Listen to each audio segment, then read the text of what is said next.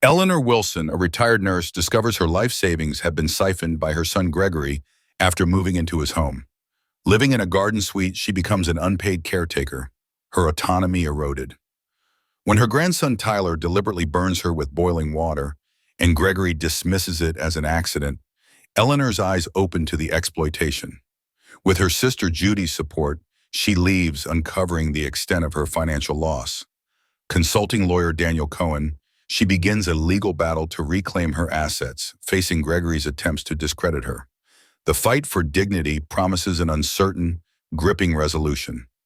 If Ellinor's journey of reclaiming her dignity moved you, subscribe to our channel for more powerful stories. Share your thoughts and where you're tuning in from below. Your support fuels our storytelling. Join us tomorrow for another unforgettable tale that will inspire and captivate you.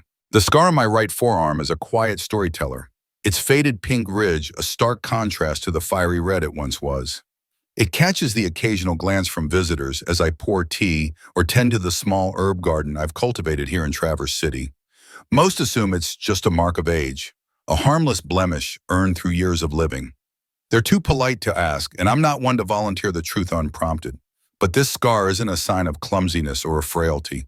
It's a permanent reminder of the day I woke up to my own value, a lesson carved into my skin and soul by my 14-year-old grandson Tyler, in a moment that burned far deeper than the scalding water that caused it. The physical pain was fleeting, but the words that followed, and the silence from those who should have spoken, shifted to something fundamental inside me. That was the day I decided to take back what was mine. My dignity, my home, my savings, and the future I'd put on hold for too long. 5 years ago, when my husband Frank passed, I never imagined I'd end up here. Our modest colonial house in Cedar Grove was our sanctuary, built with careful planning and filled with 43 years of love, laughter, and quiet moments. It wasn't grand, but it was ours. Paid for, comfortable, a repository of memories. Frank was meticulous about our finances, always reassuring me, "Ellie, we've worked too hard to worry about tomorrow." His life insurance, our savings, and my small pension from years as a nurse at Cedar Grove Memorial ensured I'd be secure. For the first year after his death, I leaned into that security. I volunteered at the community center, joined a book club, and transformed our backyard into the herb garden I'd always dreamed of. Neighbors would stop by for sprigs of basil or rosemary, lingering over coffee as we shared stories. Life was quieter without Frank, but I was carving out a new rhythm, one that still felt like mine. Then came Gregory's call, his voice dripping with that forced cheer that always set me on edge. "Mom, that house is too big for just you," he said, his words laced with concern that didn't quite reach his heart. "The maintenance, the stairs, you are not getting any younger." I stood in my kitchen, staring at the wall where Frank and I had penciled the kids' heights, Gregory's last mark frozen at 17 when he deemed it childish. "I'm managing fine," well, I told him, but he pressed on, pausing just long enough to signal bad news. "Pam and I have been talking. The market's hot, and your neighborhood's value is climbing. Selling now could maximize your investment." My house wasn't an investment. It was my home, my anchor. But Gregory sighed, that exasperated sound he makes when he thinks I'm being stubborn. "Mom, be practical. The money could get you a nice condo, or, hear me out, we could build a suite onto our house. You'd have your own space, and Tyler and Megan would love having you close." What he didn't say, but I heard loud and clear, was that they needed my money, my time, my labor. I should have said no, firm and final. Instead, I said I'd think about it, and to Gregory, that was as good as a yes. 3 months later, I was living in their garden suite in Lakeview Estates, a sprawling house that screamed ambition. My home, the one Frank and I painted ourselves, where we raised our children, where I cared for him in his final days, was sold. My furniture, deemed too dated for their sleek aesthetic, was quietly discarded. My herb garden was bulldozed for the new owner's pool. "You'll see, Mom, this is perfect," Gregory said, showing me my new space with its intercom system and private entrance as if I were a guest who needed to stay out of the way. We even added grab bars in the bathroom, thinking ahead. At 63, I was in perfect health, yet suddenly treated like I was one step from a nursing home. The suite was nice enough: beige walls, vinyl flooring mimicking wood, a kitchenette with a tiny fridge and two-burner stove. Pam had decorated it with generic inspirational quotes and family photos in matching frames, none of my own photography included. "Do you love it?" she asked, her smile bright but fleeting, already moving on. "It's very nice," I said, because it was. But it wasn't home. Soon my private entrance became the family's dumping ground for groceries and Amazon packages. "Grandma's always here" became the default solution for childcare gaps.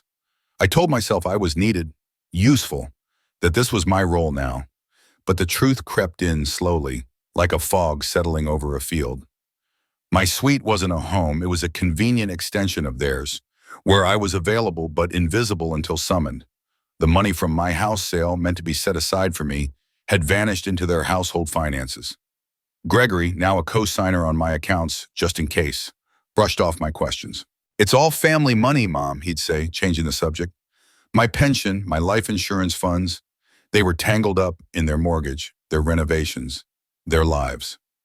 I kept a brave face, baking cookies for Tyler's soccer team, helping Megan with science projects, cooking dinners that waited for their late arrivals. I ignored the plans made without me, the casual assumption that my time was theirs to command. Tyler, at 13 when I moved in, was no longer the sweet boy who'd once hugged me tightly.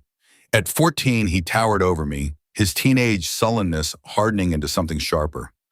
I saw it in the way he snapped at waiters or dismissed his 9-year-old sister, Megan, who still climbed into my lap for stories until Pam deemed her too big. My days became a grind: wake early, prep breakfast, send the kids to school, clean, cook, do laundry, supervise homework, serve dinner, clean again, retreat to my suite. Some days I'd stare out my tiny kitchenette window at the sliver of yard visible, wondering where Ellanor Wilson had gone, the nurse who ran a hospital floor with calm precision, the woman who took up photography in her 50s, whose laugh Frank said could heal anything. On my birthday that first year, I waited for acknowledgement. By late afternoon, a text from Gregory. "Happy birthday, Mom. Crazy day at work. We'll celebrate this weekend." The weekend passed without a word. When I reminded him, he looked surprised. "Oh, right. Sorry. Let's plan something soon." We never did. Martha Jenkins, my old nursing school friend, was the one who remembered. She showed up with a small cake and a look of concern. "Ellie, what's happening here?" she asked, taking in my downsized life. I made excuses.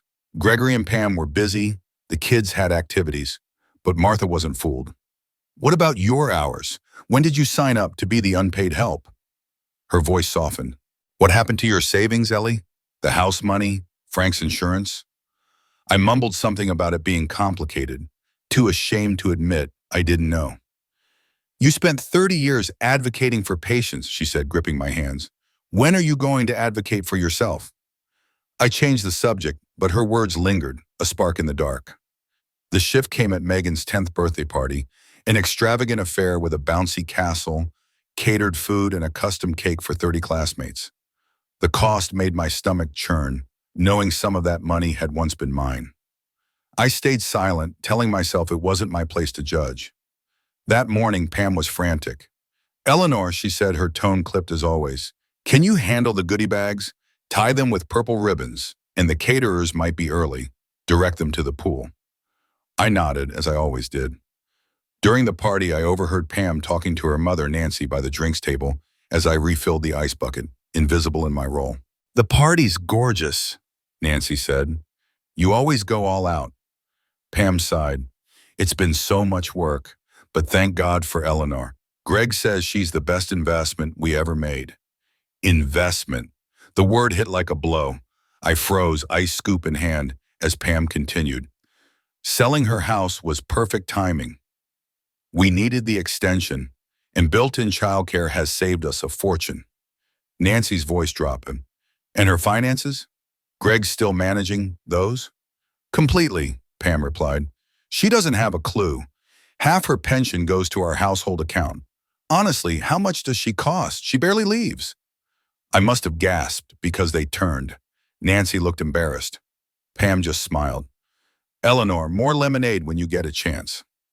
That night, I sat at my desk, heart pounding, in search for my financial papers. They were gone.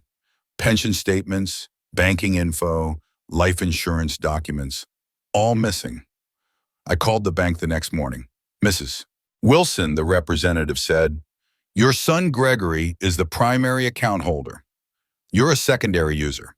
The balance was $4,674.20, far less than the $287,000 from my house sale, the $150,000 from Frank's insurance, or my $2,400 monthly pension. My hands shook as I hung up. I wasn't ready to confront Gregory, not without answers. Instead, I called my sister, Judy. This isn't right, she said. You need a lawyer. Use mine. Daniel Cohen. I'll pay for the consultation. I hesitated, shame and betrayal warring inside me. Had I been so desperate for family that I'd let this happen? I met Daniel at a coffee shop far from Gregory's house, paranoid about being seen. He was kind but blunt. Mrs. Wilson, this sounds like financial exploitation. Even with family, there are legal protections. I protested, I don't want to get Gregory in trouble. Then wondered why I was still shielding him. Daniel gave me homework. Gather records, request statements, document my contributions to their household. For 2 weeks, I became a sleuth in my own life. My name had been stripped from most accounts. The house proceeds funded their mortgage, kitchen remodel, and master bath. My pension was partially diverted to their expenses. Frank's insurance had morphed into Gregory's stock portfolio. I recorded everything in a notebook hidden under my mattress, each entry fueling my resolve to reclaim my independence. The breaking point came on a sweltering July Tuesday. I was preparing an elaborate pasta dinner for Pam's in-laws, Howard and Nancy Peterson. Pam had texted that it was essential to impress them with authentic Italian cuisine. The kitchen was a furnace, pots simmering, pasta water boiling, vegetables roasting. I'd made the pappardelle from scratch, rolling it by hand as Pam insisted. Tyler slouched in, radiating teenage disdain. What's for dinner, he asked, eyes on his phone. Homemade pappardelle with bolognese, I said, wiping sweat from my brow. Your dad's parents are coming. He grunted, yanking open the fridge and standing there, letting cold air spill out. Any Red Bull? No, your mom doesn't want you drinking those. There's lemonade. He slammed the door. That's stupid. Dad drinks them. Your father's 42, Tyler. You're 40. He rolled his eyes and reached for the electric kettle, the one still steaming from boiling water. I stood at the stove, the wooden spoon in my hand stirring a pot of marinara sauce that filled the kitchen with the comforting scent of tomatoes and herbs. My focus was on the gentle simmer, the way the sauce thickened just right when Tyler's voice cut through the air. Whatever, Grandma. I need hot water for my ramen. Dinner's like forever away. His tone carried that teenage edge, sharp and dismissive, but I kept my composure. It'll be ready in less than an hour, I said, glancing over my shoulder. And I'd rather you didn't fill up on instant noodles before we eat. The pasta's almost done, and it's a family meal. My words were calm, but inside I felt a familiar tug of frustration. Cooking for this household was a labor of love, but it often felt like a thankless task. Tyler muttered something under his breath, loud enough for me to catch every word. It's not like I want to your pasta anyway. Mom says you overcook it. The words landed like a slap, casual but cutting. I froze, the spoon hovering over the pot, my heart stuttering. Your mother said that? I asked, my voice quieter than I intended, as if testing the weight of his claim. Yeah, but, he shot back, his tone almost gleeful. She told Grandma Nancy she has to fix everything you cook before serving it to guests. Says that's why she only trusts you with basic family stuff.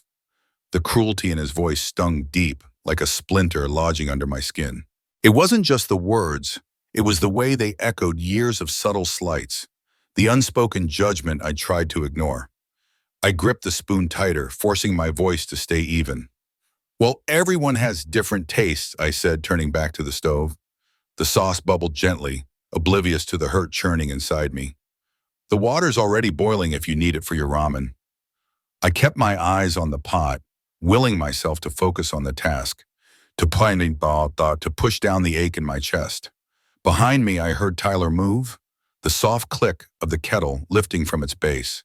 Then, without warning, a searing pain erupted across my right forearm. It was white-hot, so intense it stole my breath before my brain could process it. Boiling water cascaded down my arm, soaking through my thin cotton sleeve and splashing onto the kitchen floor. I cried out more from shock than the pain that followed in a brutal wave. My arm throbbed as I stumbled back, my vision narrowing to the sight of Tyler standing there, the empty kettle still tilted in his hand. His eyes were wide, caught somewhere between surprise and fear, but not, I noticed, even through the haze of pain, remorse. "Grandma, you were in my way," he said, his voice defensive, already weaving a story to shield himself. I said, "Excuse me." He hadn't said a word. We both knew, Ed. The lie hung heavy in the air, but I couldn't respond, not yet. I rushed to the sink, thrusting my arm under a stream of cold water. The icy flow was a small relief, but the damage was done. Angry red skin stretched from just below my elbow to my wrist, already beginning to blister. The pain pulsed with every heartbeat, a relentless reminder of what had just happened. I bit my lip, trying to steady my breathing, but the hurt wasn't just physical. It was the betrayal, the ease with which Tyler had lashed out, the way he stood there now, unshaken, unapologetic. "What's going on in here?" Gregory's voice broke through as he appeared in the doorway. Drawn by my cry, his eyes darted from me to Tyler, then to the kettle still in his son's hand. "Mom, Tyler, what happened?" "Grandma got burned," Tyler said quickly, setting the kettle down with exaggerated care, as if to prove his innocence. "She backed into me when I was carrying the hot water."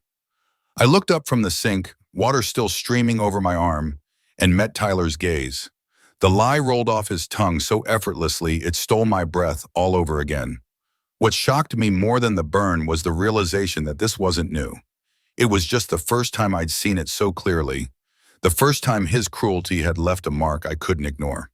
"That's not what happened," I said, my voice low but firm. Gregory glanced between us, his expression already shifting to annoyance, as if this were just another inconvenience to manage. He stepped closer, peering at my arm with a detached, almost clinical curiosity. "You'll need to keep that under cold water for at least 15 minutes, he said. "It looks like a second-degree burn." I took a breath, steadying myself against the pain and the growing weight of disbelief. "Tyler poured the water on me," I said, my voice stronger now. "He was upset because I suggested he wait for dinner instead of eating ramen."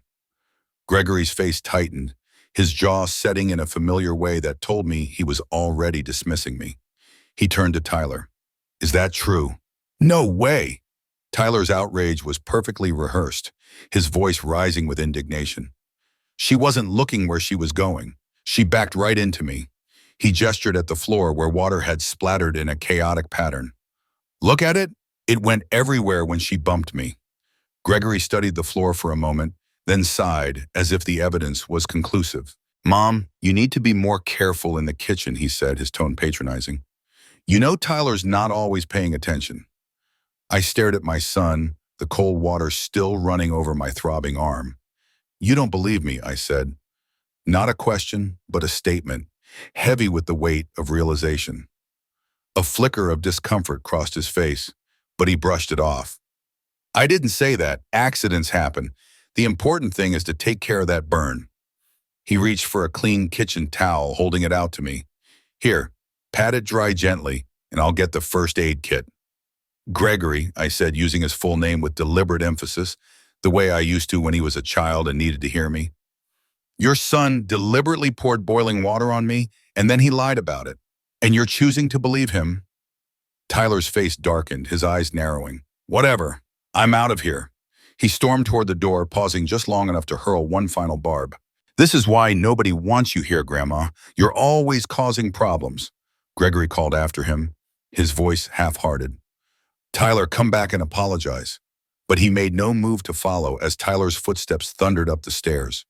I turned off the faucet, carefully patting my arm dry, wincing as the towel grazed the raw, blistering skin. The burn was already a vivid, angry red, a permanent mark taking shape. "You need to discipline your son," I said quietly, my voice steady despite the storm inside me. Gregory's expression hardened, his patience fraying. Mom, I know you're in pain, but let's not blow this out of proportion. Tyler's going through a difficult phase. A difficult phase doesn't excuse assaulting his grandmother, I countered, my voice rising despite my effort to stay calm. Assaulting? Gregory's eyebrows shot up, his tone dripping with disbelief. It was an accident. Why would Tyler want to hurt you? You're turning a kitchen mishap into some victim narrative. Before I could respond, Pam swept into the kitchen, her face falling as she took in the scene. Me clutching my burned arm, Gregory tense and defensive, the pots on the stove beginning to boil over. What happened? She asked, rushing to turn off the burners. Ellanor, what about dinner? My parents are coming in less than an hour. I looked from my son to my daughter-in-law, their priorities laid bare. Not my pain, not Tyler's actions, but their dinner plans, their guests, their perfect evening. Something shifted inside me, a clarity so sharp it cut through the physical agony. This wasn't my home. These weren't my pots, my kitchen, my life. I had become a convenience, a resource to be used and discarded, my worth measured by how well I served their needs. Worst of all, I had let it happen, modeling for my grandchildren that this was how you treat someone who loves you. I'm not finishing dinner, I said, my voice quiet but resolute. I need to take care of my burn. You'll have to handle your parents yourselves. Pam's mouth fell open, her eyes wide with shock. But what am I supposed to serve them? You know I can't make pasta from scratch. That sounds like a you problem, Pam, I replied, surprised by the steadiness in my voice. I have a me problem to deal with right now. I turned and walked out of the kitchen, leaving them staring after me, their disbelief palpable. In my small garden suite, I sat on the edge of the bed, carefully applying burn cream and wrapping my arm in gauze. My mind raced, not with anger, but with a growing sense of purpose. I hadn't planned to leave today, but the thought of spending another night under their roof was unbearable. I picked up my phone and called Judy, my sister, my anchor. I need to come stay with you, I said when she answered. Today. Now. What happened? Her voice was thick with alarm. Tyler burned me with boiling water. Deliberately. Neither Greg nor Pam believes me or cares. My voice broke, the weight of it all finally spilling over. I can't do this anymore, Judy. I need out. I'm coming to get you, she said without hesitation. Pack what you absolutely need. We'll figure out the rest later. I moved methodically around my suite, selecting essentials. A few changes of clothes, toiletries, medications, my hidden notebook of financial records, the one photo album I'd kept. I hesitated over Frank's watch and our wedding rings, items I'd saved for my grandchildren, symbols of a love that had once grounded me. Now I questioned whether they deserved such heirlooms, whether they could ever understand their weight. I tucked them into the duffel bag anyway, zipping it closed just as a soft knock came at the door. It was Megan, my youngest grandchild, her small face solemn. Are you okay, Grandma? She asked, her eyes fixed on my bandaged arm. I knelt to her level, forcing a smile despite the ache in my heart. I'll be fine, sweetheart. It's just a burn. It hurts, but it'll heal. She frowned, her brow creasing with worry. Tyler said it was your fault. Do you believe that? I asked gently. She hesitated, torn between loyalty to her brother and the truth she'd likely seen. I don't know, but Mom and Dad believe him. I nodded, unsurprised but still stung. Sometimes adults make mistakes too, Megan. Sometimes they choose what's easier to believe instead of what's true. Are you leaving? She pointed to the duffel bag on my bed. Just for a little while. I'm going to visit Aunt Judy. Her lower lip trembled. Because of Tyler? Because I need time to think about what's best for all of us, I said, touching her cheek gently, careful not to jar my injured arm, including what's best for you and the kind of person you are learning to be. Will you come back? Her voice was small, vulnerable. I don't know yet, honey, I admitted, unable to lie to her. But you can always visit me. No matter what happens with the grown-ups, you and I will always be connected. I hugged her carefully, her small arms wrapping around me, and for a moment I felt the warmth of her love, a reminder of why I'd stayed so long. After she left, I sat on the bed, staring at the beige walls of my suite. This space had never been home. It was a holding cell, a place to exist but not to live. Tyler's act of cruelty had been the key, unlocking a door I hadn't realized I'd closed on myself. When Judy's car pulled into the driveway 40 minutes later, I was ready. I didn't sneak out. I walked through the main house, past the dining room where Gregory, Pam, and her parents were picking at takeout served on my best platters. "Mom," Gregory said, standing as I passed, his eyes taking in the duffel bag and my resolute expression. "What are you doing?" "I'm leaving, Gregory," I said simply. "I'm going to stay with Judy while I figure out my next steps." Pam looked up, alarm flashing across her face. "Leaving? But what about the children's schedules? I have 3 showings tomorrow." I almost laughed at the absurdity of her concern, my arm throbbing beneath its bandage. "You'll have to figure it out," I said, echoing my earlier words. "Just like you'll have to figure out where the money went from my house sale, my pension, and Frank's life insurance." The color drained from Gregory's face. "Mom, what are you talking about? We've been taking care of you." "No," I said, my voice calm but unyielding. "You've been taking from me. There's a difference." Howard and Nancy Peterson sat frozen, their forks suspended, caught in a family drama they clearly wanted no part of. "Ellie," Nancy began tentatively, "I'm sure there's some misunderstanding." "There's no misunderstanding," I cut her off. "Your grandson assaulted me today. Your son and daughter-in-law have systematically taken my life savings, and until an hour ago, I was too ashamed to admit how completely I'd let it happen." Gregory stepped toward me, lowering his voice. "Mom, you're upset. You're not thinking clearly. Let's talk tomorrow when you've calmed down." "I'm completely calm," I said, and it was true. The clarity I felt was like a beacon, the strongest I'd been since Frank's death. "And I'm more clear-headed than I've been in years. Judy's waiting." He grabbed my injured arm and I gasped as pain flared through the burn. "You can't just walk out. What will people think?" I looked at his hand on my bandage, then up at his face. So like Frank's in features, so unlike him in heart. "Let go of my arm, Gregory," I said, my voice steady. "Unless you want to explain to the police why you're restraining an injured senior citizen." He released me instantly, stepping back as if I'd brandished a weapon. And in a way I had, the truth, sharp and undeniable. "This isn't over," he said, his voice low with warning. "You're right," I agreed, turning to leave. "It's just beginning." As I walked out the front door toward Judy's arm, my arm pulsing with each step, I felt something unexpected beneath the pain and betrayal, a flicker of freedom. I had lost my home, my savings, perhaps even my son.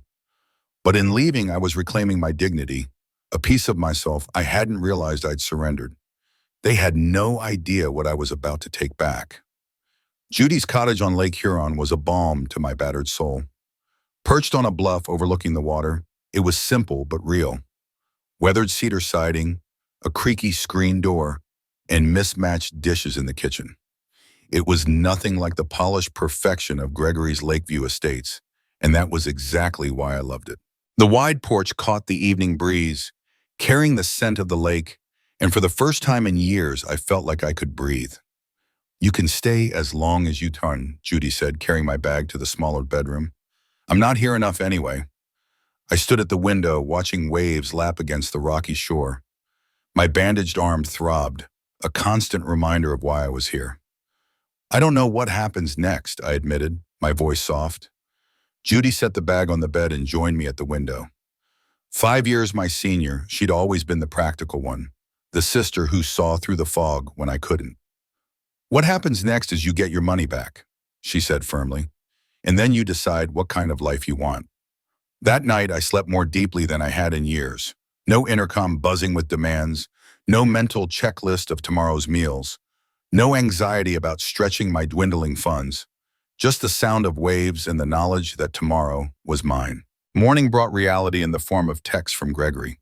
They started with concern. "Mom, where are you? Are you safe?" Then shifted to irritation. "You can't just disappear without telling us your plans." By the last message, there was a hint of threat. "If you're not capable of making responsible decisions, we'll need to consider other arrangements." I showed them to Judy over coffee on the porch. She read them silently, her expression darkening. "He's worried about losing his free childcare," she said finally, "and maybe about what you might tell people." "I've been such a fool," I said, watching gulls circle over the lake. I handed everything over, my home, my money, my independence. How did I not see it? Judy squeezed my hand. Because he's your son, and you wanted to trust him. That's not foolish, Ellie. That's human. Frank would be so disappointed in me, I whispered. No, Judy said, her voice firm. Frank would be furious at Gregory, not you. And he'd be proud of you for walking out yesterday. She was right. Frank had loved my strength, my willingness to stand up for what was right, even when it was hard. I'd lost that part of myself somewhere along the way, but it was time to find it again. Daniel Cohen, the lawyer Judy recommended, came to the cottage to meet us. Less chance of your family intercepting you, he explained, setting his briefcase on Judy's kitchen table. I'd spent the morning organizing my documents, sparse but damning, along with notes from my hidden journal. Daniel listened as I recounted the years of financial erosion, the sale of my house, the diverted pension, Frank's life insurance. His questions were precise, his focus unwavering.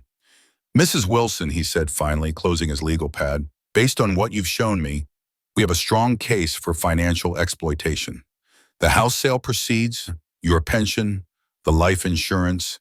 These weren't gifts or loans. They were misappropriated. Will I have to go to court?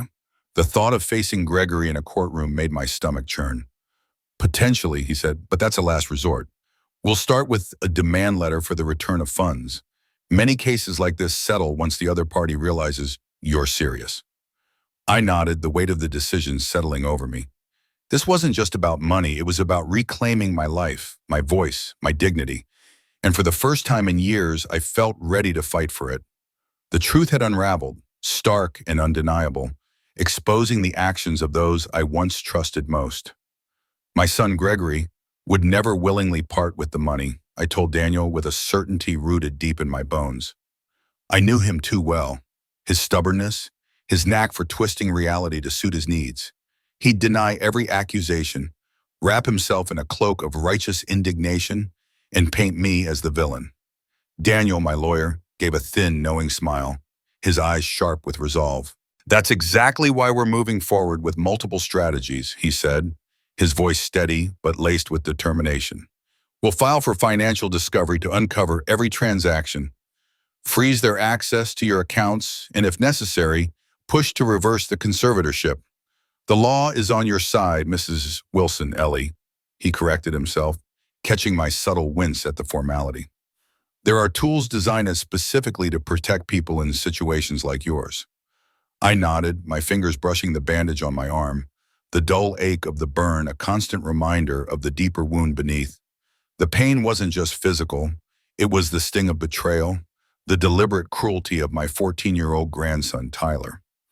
His actions hadn't been a childish mistake. They were calculated, meant to hurt. I could still see the smirk on his face as he pressed the hot pan against my skin, his eyes glinting with something I couldn't name. I don't know, I admitted softly, my voice trembling with the weight of indecision. He's so young, I don't want to ruin his life over one terrible choice. My heart ached at the thought of pressing charges, of branding him a criminal in the eyes of the world. He was my grandson, after all, a boy I'd once rocked to sleep, whose laughter had filled my home with joy. But the memory of his cruelty gnawed at me, a wound that refused to heal. Daniel's expression softened, but his words were measured, deliberate. I understand your hesitation, Ellie, truly, but documenting the incident officially could strengthen our case. It shows a pattern, not just financial exploitation, but a broader disregard for your well-being in that household. His words landed heavily, stirring a storm of emotions within me. A pattern. The phrase echoed in my mind, forcing me to confront the reality I tried so hard to ignore.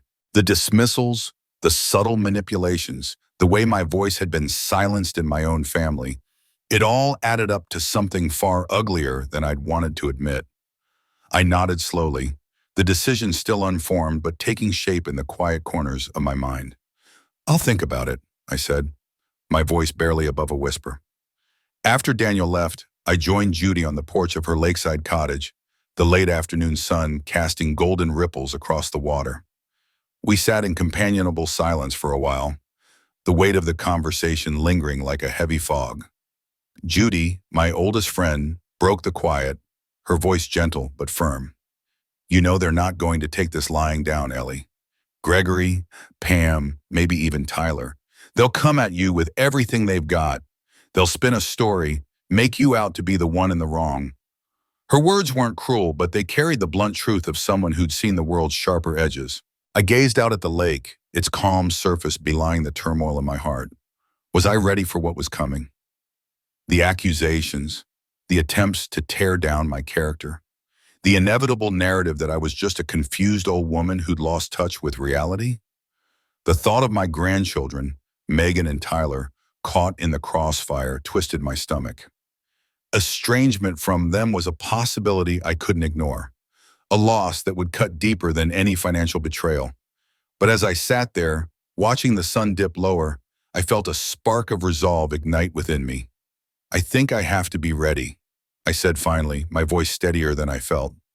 Not just for myself, but for Frank, for everything we built together. He wouldn't want Gregory squandering our life's work on frivolous luxuries, kitchen remodels, private school tuition, while treating me like a burden to be managed. That night, alone in Judy's guest room, I peeled back the bandage on my arm to apply fresh ointment. The burn was healing, but the skin was still raw, blistered, and red, an angry testament to the chaos that had overtaken my life.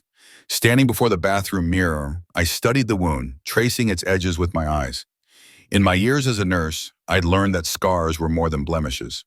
They were proof of survival, of the body's relentless drive to mend itself, even if imperfectly. Maybe emotional scars work the same way, I thought. Maybe the pain of betrayal, the weight of standing up to my own family, was part of knitting myself back together into someone stronger, someone who remembered who she was. The next morning, an email from Dr. Sanderson, our family doctor of 20 years, arrived with a subject line that sent a chill down my spine. Concerned about you. My hands shook as I opened it, dreading what I might find. Ellanor, it began, I received a concerning call from Gregory yesterday. He believes you may be experiencing cognitive decline and difficulties with decision-making. He mentioned an incident in the kitchen and your sudden departure from the house, along with accusations about financial matters. He's asked me to evaluate you for possible early-stage dementia. Please schedule an appointment at your earliest convenience. The words hit me like a slap, each one a calculated strike meant to undermine my sanity, my autonomy. I showed the email to Judy, my voice trembling with a mix of anger and fear. This is what he's doing, claiming I have dementia. Judy's face hardened, her eyes narrowing with a fierce protectiveness. It's a classic tactic, she said, her voice low and grim.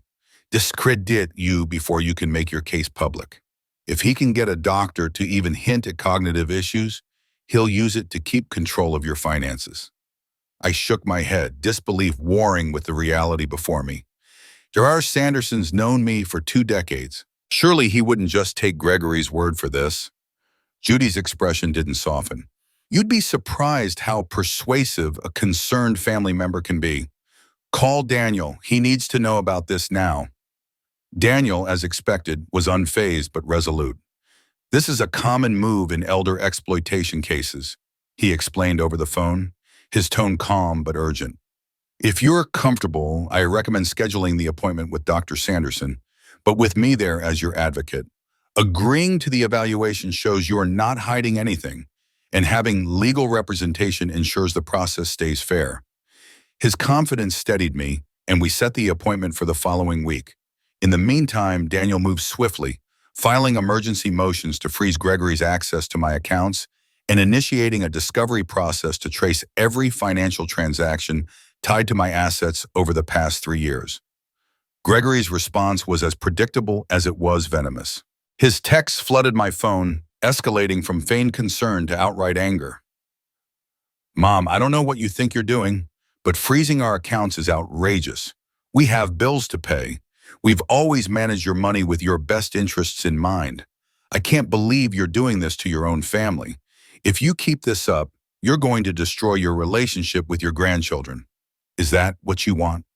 Each message felt like a dagger, twisting deeper with every word. I didn't respond. Daniel had warned me against engaging directly, cautioning that anything I said could be twisted against me. But more than that, I realized I had nothing left to say to Gregory. How could I make him see the depth of his betrayal? How could I explain that I wasn't just a resource to be plundered, but a person with rights, with dignity? Instead, I turned inward, focusing on healing, not just the burn on my arm, but the deeper wounds to my sense of self. Each morning I walked along the lake's edge, the crisp air filling my lungs and reminding me of the woman I'd been before I became Grandma Ellie, the nurse who fought fiercely for her patients, the wife who'd built a life of mutual respect with Frank, the woman who'd once had dreams of her own before they were buried under the weight of family obligations. Judy often joined me on these walks, her presence a quiet comfort. Sometimes we talked, sometimes we didn't, but her companionship was a lifeline, grounding me as I pieced myself back together. One morning, about a week after I'd arrived at her cottage, Judy handed me an old Nikon camera she'd found in a closet. "Still works," she said with a small smile. "Thought you might want to try it again." I turned the camera over in my hands, its familiar weight stirring memories of a passion I'd long abandoned. Photography had once been my joy, a way to capture the world's beauty through my own lens. But Gregory's dismissals, "It's an expensive hobby, Mom," and Pam's snide remarks about the clutter of my equipment had convinced me to pack it away. "I'm not sure I remember how," I confessed, a flicker of doubt creeping in. Judy shrugged, unfazed. "So you'll take some bad pictures until you figure it out. What's the harm?" That simple question became my mantra, a quiet rebellion against the constraints I'd let define me. What was the harm in reclaiming my passions? In reading novels instead of cookbooks? In spending an afternoon watching the lake without the weight of someone else's expectations? The day before my appointment with Dr. Sanderson, an unexpected visitor arrived. Pam's silver SUV pulled up to Judy's cottage just after lunch, sending a jolt of anxiety through me. From the window, I watched her check her reflection, apply a fresh coat of lipstick, and plaster on a smile that didn't reach her eyes. Judy answered her knock, her voice cool but polite. "Pamela, this is a surprise." Pam's response was all forced cheer. "Hello, Judith. I was hoping to speak with Ellanor." "Just a quick hello." Judy glanced back at me, her eyes questioning. I nodded, steeling myself. I wasn't afraid of Pam, and I wanted to hear whatever she'd been sent to say. "Ellanor," Pam said as she stepped inside, her smile widening but her eyes scanning the cottage with thinly veiled judgment. "We've been so worried. How's your arm healing?"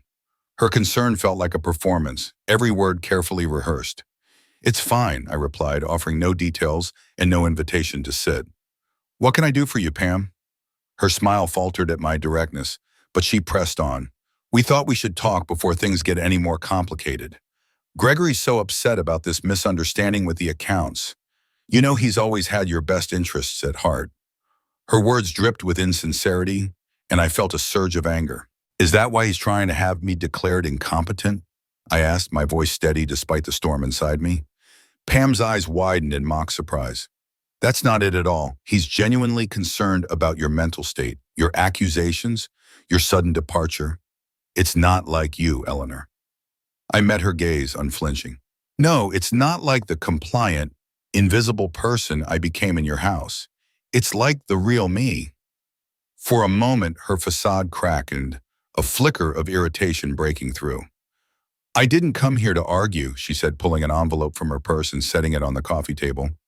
"Gregory's willing to set up a separate account for you, a generous monthly allowance completely under your control, and your suite is waiting whenever you're ready to come home." I stared at the envelope, the weight of her offer sinking in. An allowance from my own money. "It's not that simple, Pam," she continued, her voice smooth but strained. "The house funds went into the addition, which is part of our home now. Some investments are tied up, but Gregory can ensure complete transparency going forward." I repeated her words, my voice quiet but firm. "Going forward. And what about the thousands already spent? My pension payments that were diverted? Frank's life insurance?" Her smile turned brittle, her composure fraying at the edges. "Pursuing that would only hurt everyone involved. The children miss you, Ellanor. Megan cries at night. Even Tyler feels terrible about the accident."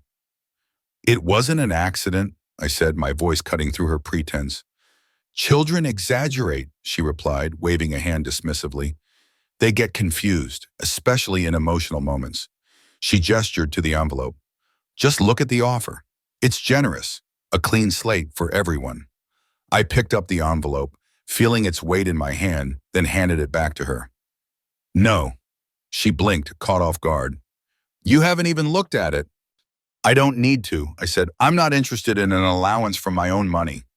I want everything that was taken from me returned, with interest and a full accounting of where it went. Pam's composure finally shattered. That's not possible, and you know it, she snapped. We've used that money for the house, the children's education, our lifestyle. Exactly, I said, my voice calm but unyielding. You used it without my permission. That's theft. She stood abruptly, her face flushed with anger. You ungrateful! Do you have any idea what we've done for you? The sacrifices we've made? You were alone, Ellanor. We gave you a home, a purpose, You gave me a servant's quarters, I corrected, my voice steady. You exploited my labor and my finances, and now you're trying to buy me off with pocket money. Pam grabbed her purse, her voice venomous. This is Gregory's doing. He insisted we try reasoning with you before the lawyers take over. I told him you were too far gone listening to Judith and her ridiculous ideas about independence. You think you can start over at your age without us? I felt a calm certainty settle over me, a strength I hadn't known I still possessed. Yes, Pam, that's exactly what I think. She stormed out, leaving a tense silence in her wake. Judy emerged from the kitchen, where she discreetly retreated during the confrontation. Well, that went about as expected. They're scared, I said, watching Pam's SUV disappear down the road. They didn't think I'd fight back. Judy's smile was fierce. Good, they should be scared. The next day, my appointment with Dr. Sanderson went better than I'd dared hope. Daniel accompanied me, introducing himself as my legal representative and making it clear we were aware of Gregory's accusations. I'm happy to undergo any cognitive assessment you deem necessary, I told Dr. Sanderson, my voice steady. But I want it on record that I believe this request is an attempt to discredit me as I pursue recovery of misappropriated funds. Dr. Sanderson looked uncomfortable but maintained his professionalism. I understand, Ellanor. For the record, I've never observed any concerning cognitive symptoms in our regular appointments. But given the family's concerns, a thorough evaluation is appropriate. The testing was grueling. 2 hours of memory assessments, problem-solving exercises, and questions about current events and personal history. I answered each one with calm precision, refusing to let anxiety cloud my focus. Daniel remained by my side, taking notes and occasionally clarifying questions. When it was over, Dr. Sanderson reviewed his notes and looked at me with a small smile. I see no indication of cognitive impairment whatsoever. Your scores are above average for your age group in several categories. Daniel leaned forward. Will you document that officially? Of course, Doctor, Sanderson replied. I'll prepare a formal report stating that Mrs. Wilson shows no signs of cognitive decline and is fully capable of managing her own affairs. In the parking lot afterward, I felt a weight lift from my shoulders, a sense of vindication washing over me. One hurdle down, I said to Daniel. A significant one, he agreed. Gregory's attempt to question your competency has backfired. This report will strengthen our position considerably. Over the next few weeks, the legal process crawled forward with agonizing slowness. Daniel filed demands for financial restitution, while Gregory's lawyer countered with denials and accusations. The financial discovery process confirmed my worst fears. My assets, Frank's life insurance, my pension, the proceeds from our home, had been systematically siphoned into Gregory and Pam's lifestyle. They claimed it was all done with my verbal consent, that I'd wanted to contribute to the family. The lie stung, but it wasn't surprising.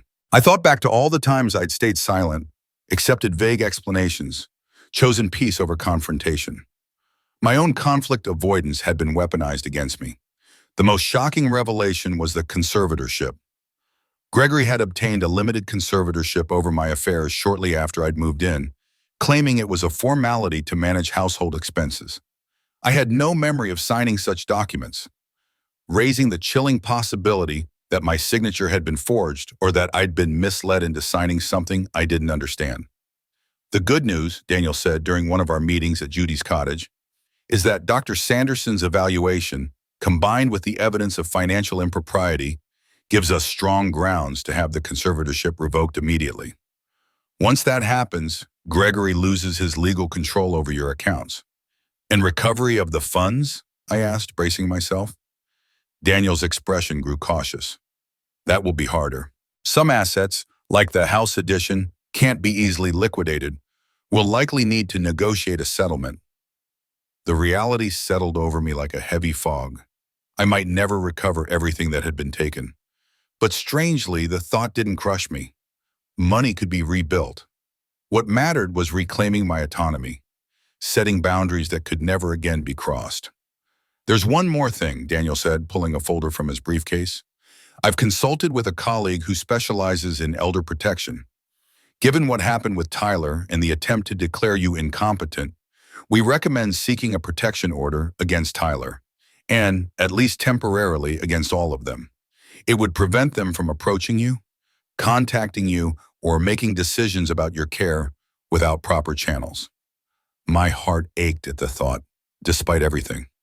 A protection order against my own grandson felt like a final severance, a line drawn in the sand that could never be erased. I stared out at the lake, the sunlight dancing on its surface, and felt the weight of the decision pressing down on me. But as the waves lapped gently against the shore, I realized that this too was part of healing, of reclaiming the life I deserved. Under the fading light of a late summer evening, I sat alone on the porch, the rhythmic crash of waves against the shore my only companion. The air was thick with the scent of salt and regret, and my mind churned with the weight of choices that had unraveled my life in ways I never could have foreseen. Just weeks ago, I had been in Gregory's kitchen, stirring pots of soup, folding laundry, and tucking his children into bed, all while existing in a quiet, resigned haze. I had accepted my role as the helpful grandmother, the dutiful mother, the invisible cog in their household machine. Now here I was, contemplating a legal battle that would carve a permanent divide between me and the family I'd spent decades nurturing. Had I pushed too far? Was the pursuit of financial justice worth the risk of shattering the fragile ties that still bound us? My heart ached with the uncertainty, a dull throb that pulsed with every wave that broke in the distance. As if summoned by my silent turmoil, my phone buzzed, its screen glowing in the dimness. It was a message from Megan, sent through her Aunt Judy's number since I'd changed mine to shield myself from the barrage of calls and texts. Grandma, are you ever coming back? Dad says you're confused and need help, but you didn't seem confused to me. I miss you. The words, so simple and earnest, pierced through the fog of my doubts. Tears welled in my eyes, hot and stinging, as I read her message again. Megan, my sweet granddaughter, saw me not as a resource to be managed or a burden to be tolerated, but as a person, a grandmother she loved and trusted. Her clarity cut through the distorted narrative Gregory had spun, and it anchored me in a way I hadn't realized I needed. I typed my response carefully, each word chosen with the weight of knowing it might be one of the last direct messages I could send at her. I miss you too, sweetheart. I'm not confused. I'm making some changes that are hard but necessary. I hope you'll understand someday. I'll always be your grandmother, no matter where I live. I paused, my fingers hovering over the screen, then added, remember what we talked about, being the kind of person you want to be, not just who others expect. I'm trying to follow that advice myself. I hit send, my chest tight with a mix of love and fear that she might not fully grasp what I meant. Not yet. Her reply came almost instantly, and it was a gut punch. Dad says I can't talk to you anymore. He took my phone. This is from Aunt Judy's at piano lesson. I have to go. Bumlo, I set the phone down, staring out at the dark expanse of the ocean, my resolve hardening like the cliffs that stood unyielding against the tide. This wasn't just about money anymore, or even about reclaiming my dignity. It was about truth, about showing Megan that standing up for yourself matters, that family doesn't justify exploitation, that women, especially older women like me, don't have to accept mistreatment with a grateful smile. I wouldn't let her learn the lesson that compliance trumps courage. With a steady hand, I texted Daniel, my attorney. I'll sign the protection order paperwork tomorrow. The legal process gained momentum after that decision, like a river breaking through a dam. The protection order was granted, supported by the evidence of the burn on my arm, a cruel memento from when Tyler, my 14-year-old grandson, poured boiling water on me in a moment of reckless anger, and the documented pattern of financial exploitation. The conservatorship, which had given Gregory control over my finances, was suspended pending a full hearing. An independent court appointee was assigned temporary oversight of my assets, a cautious step the judge deemed necessary given the tangled web of deceit. I wasn't immediately restored to full control, and that stung, but I understood the court's need for thoroughness. This wasn't a simple case, and I wasn't the only one whose life hung in the balance. Gregory's response was a calculated campaign to rewrite the story in his favor. Suddenly, my phone was flooded with messages from distant relatives and old acquaintances, their words dripping with a concern that felt more like judgment. "Ellanor, we're so worried about you. Gregory says you've fallen under some bad influence. Is it true you're refusing medical treatment? Why put the family through this stress at your age? Wouldn't it be easier to settle this privately?" Each message was a brick in the wall Gregory was building to cast me as the irrational, ungrateful mother who had turned on her devoted son. He conveniently left out the part where my life savings had been siphoned into his household, my pension redirected, my home sold without my full understanding. In his narrative, I was the villain, the elderly woman who had lost her way and needed to be managed for her own good. Some days, the weight of being painted as the antagonist in my own life was almost too much to bear. I'd sit by the lake, my camera resting forgotten in my lap, the serene water doing little to quiet the storm in my mind. Was this fight worth the cost? The loss of family, the whispers from people I'd once called friends, the isolation that crept in like a fog. On those days, Judy, my steadfast sister, would sit beside me, her voice gentle but firm. "Ellie, this isn't just about you," she'd say, her eyes holding mine with a quiet intensity. "It's about every older person who's been pushed aside, whose voice has been silenced, whose autonomy has been chipped away until they're left with nothing. You're fighting for them too." Her words were a lifeline, pulling me back from the edge of doubt and reminding me why I'd started this battle. With Daniel's help, I began to carve out a new life, piece by fragile piece. I gained access to a small portion of my remaining funds, enough to cover basic needs while the case dragged on. I started volunteering at the local library, shelving books and reading stories to wide-eyed children during story hour. Their laughter and curiosity were a balm to my battered spirit. I joined a photography group, spending quiet mornings along the shoreline, capturing the way light danced on the water or the delicate curve of a seashell. Each small act of independence, each book shelved, each photo taken, was a brick in the foundation of a life I was rebuilding. Not just for myself, but for the woman I'd almost forgotten how to be. This wasn't a decision born of fleeting anger over Tyler's attack, though that moment had been the spark that ignited my awakening. It was a deliberate choice to reclaim the life I'd built with my late husband, Frank, a life of hard work, careful planning, and mutual respect that had been eroded by manipulation and my own reluctance to see the truth. The conservatorship hearing loomed on a crisp autumn morning, and I prepared with care, choosing a navy suit I'd found secondhand and tailored to fit me perfectly. It was professional, yet understated, a reflection of the dignity I was fighting to reclaim. Judy drove me to the courthouse, where Daniel waited on the steps, his briefcase in hand and a reassuring smile on his face. "Are you ready?" he asked. I took a deep breath, my eyes tracing the imposing lines of the courthouse. "Yes," I said, my voice steady with a conviction that had been years in the making. "I've been ready for longer than I realized." We walked inside together, my steps firm, my heart resolute. Whatever awaited me in that courtroom, I would face it as Ellanor Wilson, not as a grandmother or mother defined by others' expectations, but as a woman with rights, dignity, and a voice that demanded to be heard. If Gregory, his wife Pam, and their lawyers thought I'd crumble under pressure or accept a hollow settlement to make this go away, they were about to learn how wrong they were. The woman who had once quietly slipped into their garden suite, grateful for scraps of affection, was gone. In her place stood someone stronger, someone who understood that true family doesn't exploit vulnerability, but cherishes it, someone ready to reclaim her power. The courtroom was smaller than I'd imagined, its polished wooden benches and faint scent of lemon polish creating an air of restrained formality.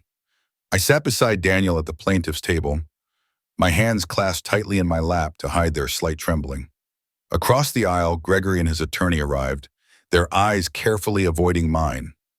My son looked different, older somehow, in the weeks since I'd left his home. Fine lines etched his face, his tie slightly askew, his hair not quite as meticulously combed as usual. A pang of maternal instinct flared, a fleeting urge to smooth his collar and ask if he was okay. But another part of me, the part that had endured his betrayal, recognized these signs for what they were, the visible cracks of a man facing the consequences of his actions. Judge Miranda Oakes entered, a woman in her 60s with silver-streaked hair, pulled into a tight bun and reading glasses perched on her nose. We rose, then sat at her command. She reviewed the case documents in silence, her pen scratching occasional notes, before addressing the room. "This is a hearing regarding the conservatorship of Ellanor Wilson," she said, her voice clear and authoritative. "I've reviewed the filings from both parties. Let me be clear, this court takes the autonomy of senior citizens very seriously. Conservatorships are meant to protect, not to enable control or exploitation." Her words sparked a flicker of hope in my chest. At least she understood the gravity of what was at stake. Daniel rose to present our case, his voice calm but commanding. "Your Honor, the facts are straightforward. 2 years ago, a limited conservatorship was established, granting Gregory Wilson control over his mother's finances. Mrs. Wilson was either not fully informed of what she was signing or did not sign the documents at all. He laid out the timeline with precision. The sale of my home, the gradual absorption of my assets into Gregory's household, the redirection of my pension, the lack of transparency at every turn. Most troubling, he continued, is the timing of Mr. Wilson's sudden concern about his mother's cognitive abilities, which emerged only after she began questioning the disposition of her assets and sought legal counsel. He presented a medical evaluation from Dr. Sanderson, my physician of 20 years, confirming I had no cognitive impairment. Gregory's attorney, Vanessa Hewitt, a polished woman with a sharp edge, countered with a narrative that twisted the truth. She portrayed me as a willing participant in family financial decisions who had inexplicably turned against her son. Mrs. Wilson's sudden departure after a minor kitchen accident, her accusations, and her refusal to communicate directly with her son suggest judgment issues that warrant continued oversight, she argued, painting Gregory as a devoted son blindsided by my erratic behavior. Her words stung, but I held my head high, refusing to let her version of me take root. When it was my turn to speak, I stood slowly, feeling the weight of every eye in the room. "Your Honor," I began, my voice steadier than I'd expected, "I'm not an attorney or a financial expert. I'm a retired nurse who trusted her son." That trust was misplaced. I held up my arm, where the burn's healing edges were still visible. This minor kitchen accident was my 14-year-old grandson deliberately pouring boiling water on me. When I told my son, he chose to believe his son's lie over my truth. I paused, steadying myself against the flood of memories. That moment forced me to see a pattern I'd ignored. For 2 years, I'd been treated not as family, but as a convenience, a housekeeper, a cook, a childcare provider, a source of funds. I didn't agree to this. I was eased into it through small surrenders, each seeming reasonable at the time. Judge Oakes leaned forward, her gaze piercing, but not unkind. Mrs. Wilson, why didn't you raise concerns earlier about the financial arrangements?" "Because I didn't fully understand them, Your Honor," I replied honestly. "Gregory told me he needed access to my accounts just in case, that my house money was being saved for my future care. I trusted him. My late husband and I raised him to be honest, responsible. I couldn't imagine he'd use my life savings for his own purposes. And I feared what's happened now, being labeled confused or ungrateful for asking questions. When you're home, your connection to your grandchildren, your place in the family depends on staying quiet. You learn to comply." Gregory's attorney objected, calling my statements unsubstantiated, but Judge Oaks silenced her. I'm interested in Mrs. Wilson's perspective. Continue. I'm not confused, Your Honor, I said, my voice growing stronger. I'm not suffering from dementia or having a breakdown. I'm a woman who realized her financial and personal autonomy was being stripped away and chose to fight for it. If that makes me difficult in my son's eyes, so be it. I'd rather be difficult than invisible. The hearing pressed on, with financial experts testifying about the questionable conservatorship documents in the pattern of transactions that funneled my assets into Gregory's household. Through it all, Gregory maintained a facade of bewildered concern, as if he couldn't fathom why his generosity was being questioned. When the judge called a recess to deliberate, Daniel squeezed my shoulder. You did well, he said quietly. Judge Oaks has a strong record on elder autonomy cases. I'm cautiously optimistic. In the hallway, I spotted Martha Jenkins, my friend from nursing school, standing near the water fountain. Her kind face was etched with worry as she approached. Ellie, I hope you don't mind me being here. Judy told me about the hearing. Her presence was a small comfort in the sterile courthouse. I'm glad you came, I told her. It means a lot to see a friendly face. She glanced toward Gregory, who was conferring with his attorney. I always thought he was such a good boy, she said, shaking her head. It's hard to believe what people are capable of. That's the hardest part, I admitted, my voice barely above a whisper. Reconciling the son I raised with the man who could do this. Gregory approached then, stopping at the distance required by the protection order, his attorney at his side. Mom, he said stiffly, can we speak privately? There's no need to drag this out in court. Daniel stepped forward. Any communication goes through counsel. The protection order is in effect. Gregory's face flushed. This is family business. We can resolve it ourselves. Like you resolved my concerns when I lived in your house? I asked, my voice calm but cutting. By dismissing them? By telling me I was confused? His jaw tightened, but I pressed on. You know that's not fair, Gregory. You gave me a home, yes, but at the cost of my independence, my savings, my voice. And now you call me vindictive for holding you accountable? This isn't you, Mom, he said, his voice low, almost pleading. This isn't the mother I know. You're right, I replied, meeting his gaze unflinchingly.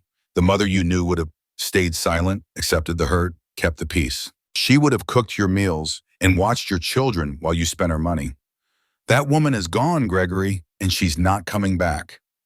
The bailiff called us back to the courtroom before he could respond. Judge Oaks returned, her expression solemn as she addressed us. Having reviewed all evidence and testimony, I find significant cause for concern regarding the establishment and execution of the conservatorship over Ellanor Wilson. The documentation shows irregularities, and the pattern of transactions suggests systematic redirection of Mrs. Wilson's assets to benefit Mr. Wilson's household. She turned to Gregory, her voice firm. Moreover, the medical evaluation by Dr. Sanderson confirms Mrs. Wilson is fully capable of managing her own affairs. The timing of your concerns about her cognitive capacity is, at best, suspect. My heart pounded as she continued, her words a validation of the truth I'd fought to uncover. The conservatorship was dissolved, my autonomy restored, and a process was set in motion to recover what had been taken. As I left the courtroom, Daniel at my side and Judy waiting in the hall, I felt lighter than I had in years. The battle wasn't over. There would be appeals, negotiations, and the lingering pain of a fractured family, but I had reclaimed something far greater than money. I had reclaimed myself. And for Megan, for every older person who'd been silenced, for the woman I'd once been and the one I was becoming, that was enough. The courtroom air felt heavy, thick with anticipation and the weight of unspoken truths. Ellanor sat rigidly, her hands clasped tightly in her lap, as the judge's voice cut through the tension like a blade. The gavel's sharp rap echoed in her ears, a sound that marked the end of a long, suffocating chapter. Her heart pounded as she absorbed the judge's words. The conservatorship was dissolved, effective immediately. Relief flooded her, so intense it made her lightheaded, as though she'd been holding her breath for years. She hadn't realized how much the legal shackles had weighed on her spirit until they were lifted. Her papers, once a chaotic mess under Gregory's control, now felt like a lifeline as she straightened them with trembling hands, a small act of reclaiming her autonomy. The judge's stern gaze fixed on Gregory, her son, who sat across the aisle, his face a mask of calculated neutrality. "Mr. Wilson," the judge said, her voice cold and unyielding, "this court takes financial exploitation of seniors with the utmost seriousness. The protection order remains in effect until the financial accounting is complete. I strongly advise you to cooperate fully and consider voluntary amends before this court imposes stricter remedies." Ellinor's chest tightened at the words. Exploitation. The term felt both accurate and surreal, a betrayal so deep it was hard to reconcile with the boy she'd raised. Gregory's eyes flicked toward her, unreadable, before he followed his attorney out of the courtroom without a word. The silence he left behind stung more than any argument could have. As the room began to empty, papers rustling and voices murmuring, Daniel, her attorney, turned to her with a warm smile. "This is the best outcome we could have hoped for at this stage," Woody said, his voice steady with optimism. "The conservatorship is gone, and the judge sees the financial issues for what they are." Ellanor nodded, but a strange numbness settled over her. Victory should have felt triumphant, but instead it was bittersweet, tinged with the ache of what had been lost. Not just money, but trust, family, and years of her life. Outside, Martha and Judy waited in the hallway, their faces lighting up as Daniel gave them a thumbs up. Martha enveloped Ellanor in a fierce hug, her embrace a reminder of unwavering support. Judy squeezed her hand, her eyes bright with encouragement. "First step done," Judy said softly. "Now you get to decide what's next." Those words lingered in Ellinor's mind, a spark of hope amidst the wreckage. For so long, her choices had been dictated by others, but now the future was hers to shape. Rebuilding began slowly, like piecing together a shattered mosaic. With the conservatorship dissolved, Ellanor gained access to her accounts, though the numbers were a painful reminder of Gregory's betrayal. Far less remained than there should have been, but it was enough to start anew. The court-ordered forensic accounting loomed, a process to uncover the extent of the damage, though Daniel tempered her expectations. "Even with a favorable ruling, collecting restitution can be difficult," he explained gently. "Some assets, like the house addition, are tangled in ways that can't be easily undone." Ellanor nodded, her resolve unshaken. This fight had never been about the money alone. It was about reclaiming her dignity, her autonomy, and the truth. The judge's ruling had given her that, and it was enough for now. The weeks that followed brought unexpected shifts. A text from her granddaughter, Megan, arrived one afternoon, sent to the new phone number Ellanor had shared through Judy. "Grandma, can I visit you, please?"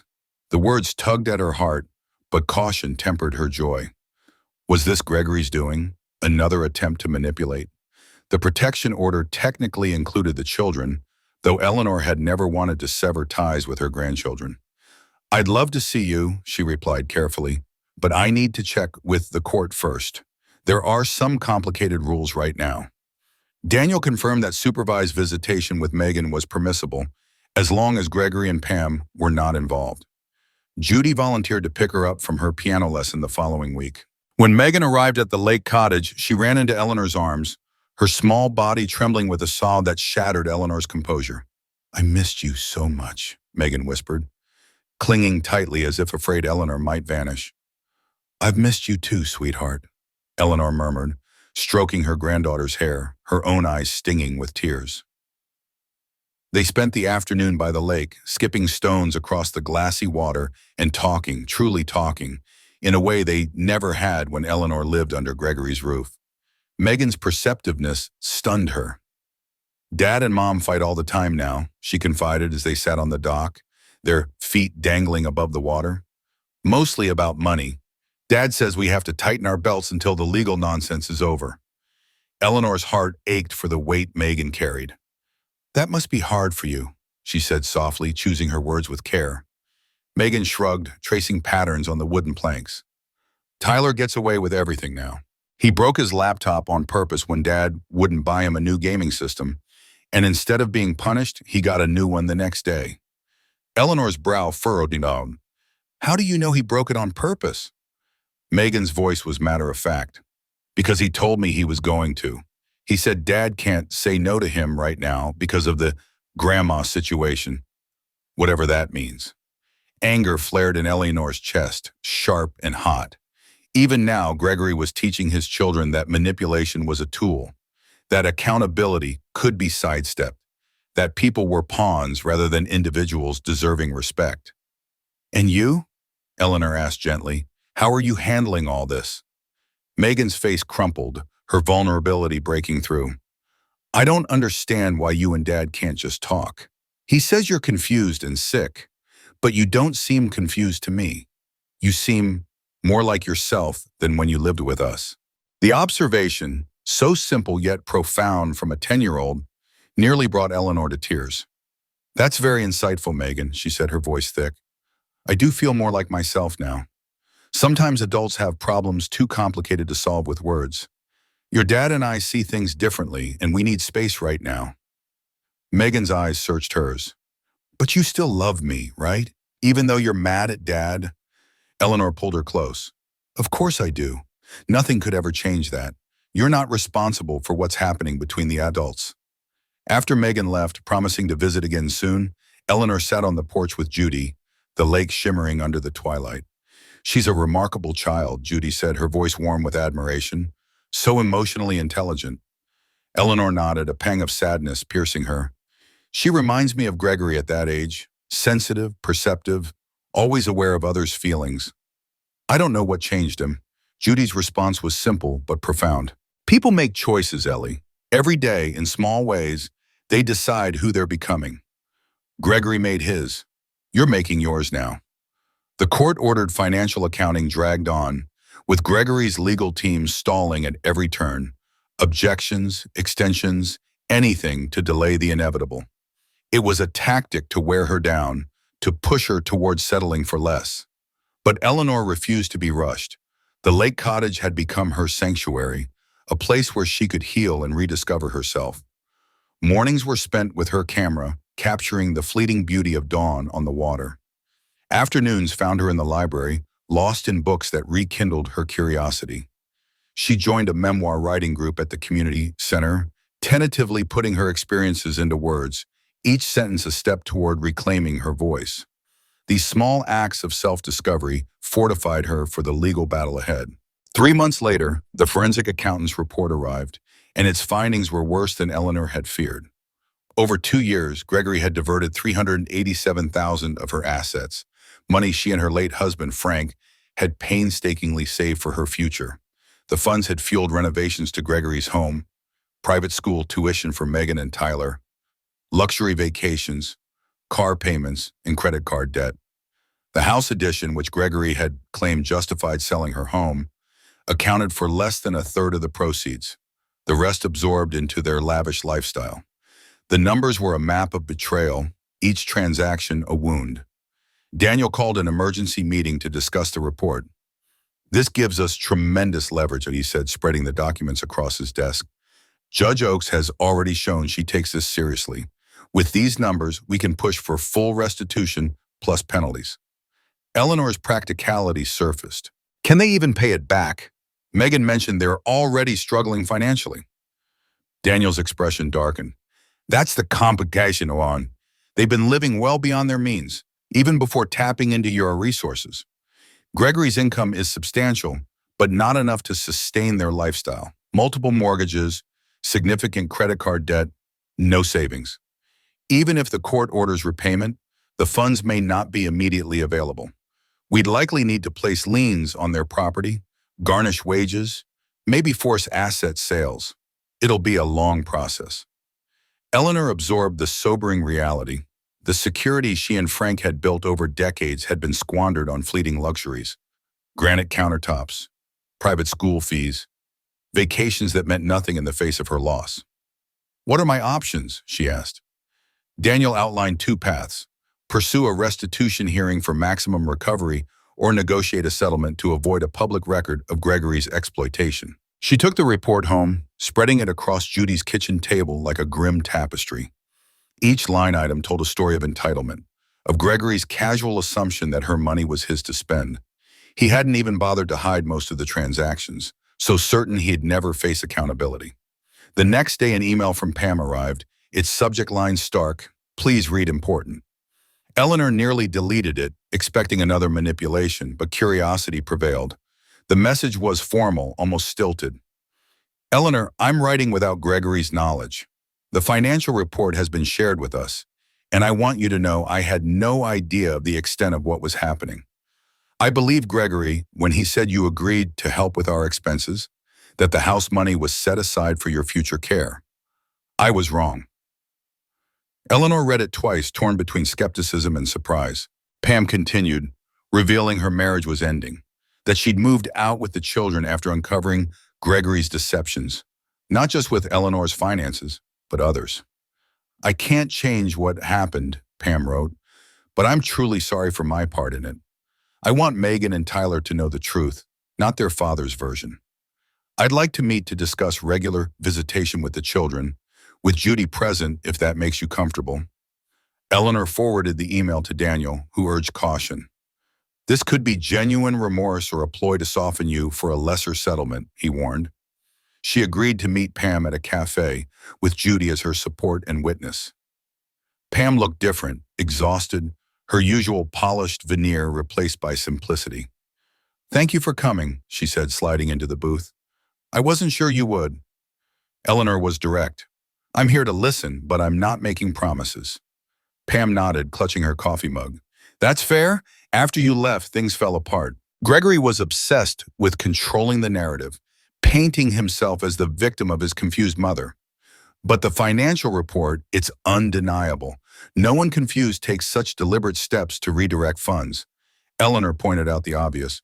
You benefited from those funds, the renovations, the vacations, the tuition. Pam's cheeks flushed, but she didn't look away. I did, and I can't claim I was completely unaware. I knew we were spending beyond our means, but it was easier to believe we deserved it. I was wrong. Judy interjected, her tone even. Why tell Ellie this now? What do you want? Pam's voice was firm.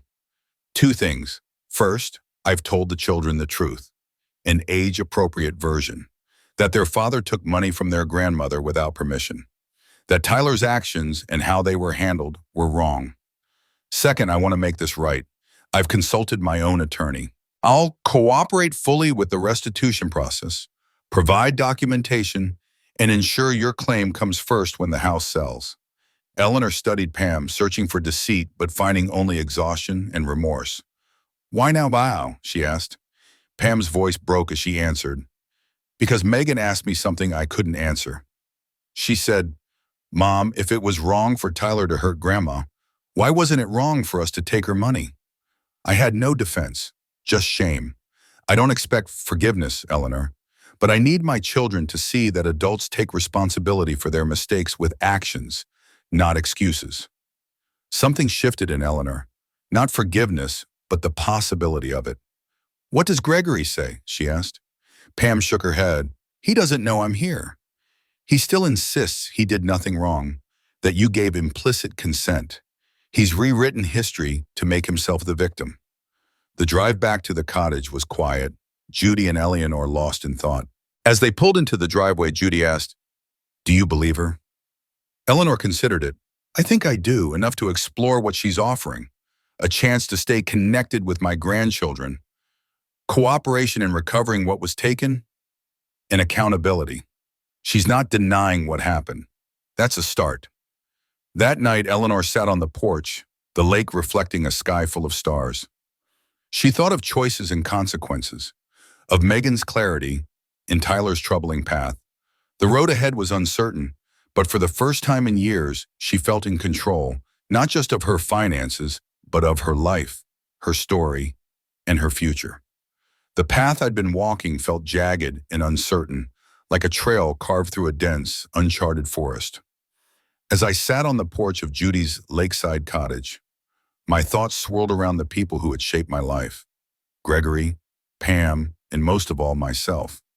Gregory, my son, had chosen to rewrite reality, twisting truths to shield himself from accountability. His denial was a heavy fog, clouding everything it touched, and I wondered if he ever lay awake at night, wrestling with the weight of his choices. Pam, his wife, had surprised me with her courage, stepping out from the comfort of silence to embrace a painful truth.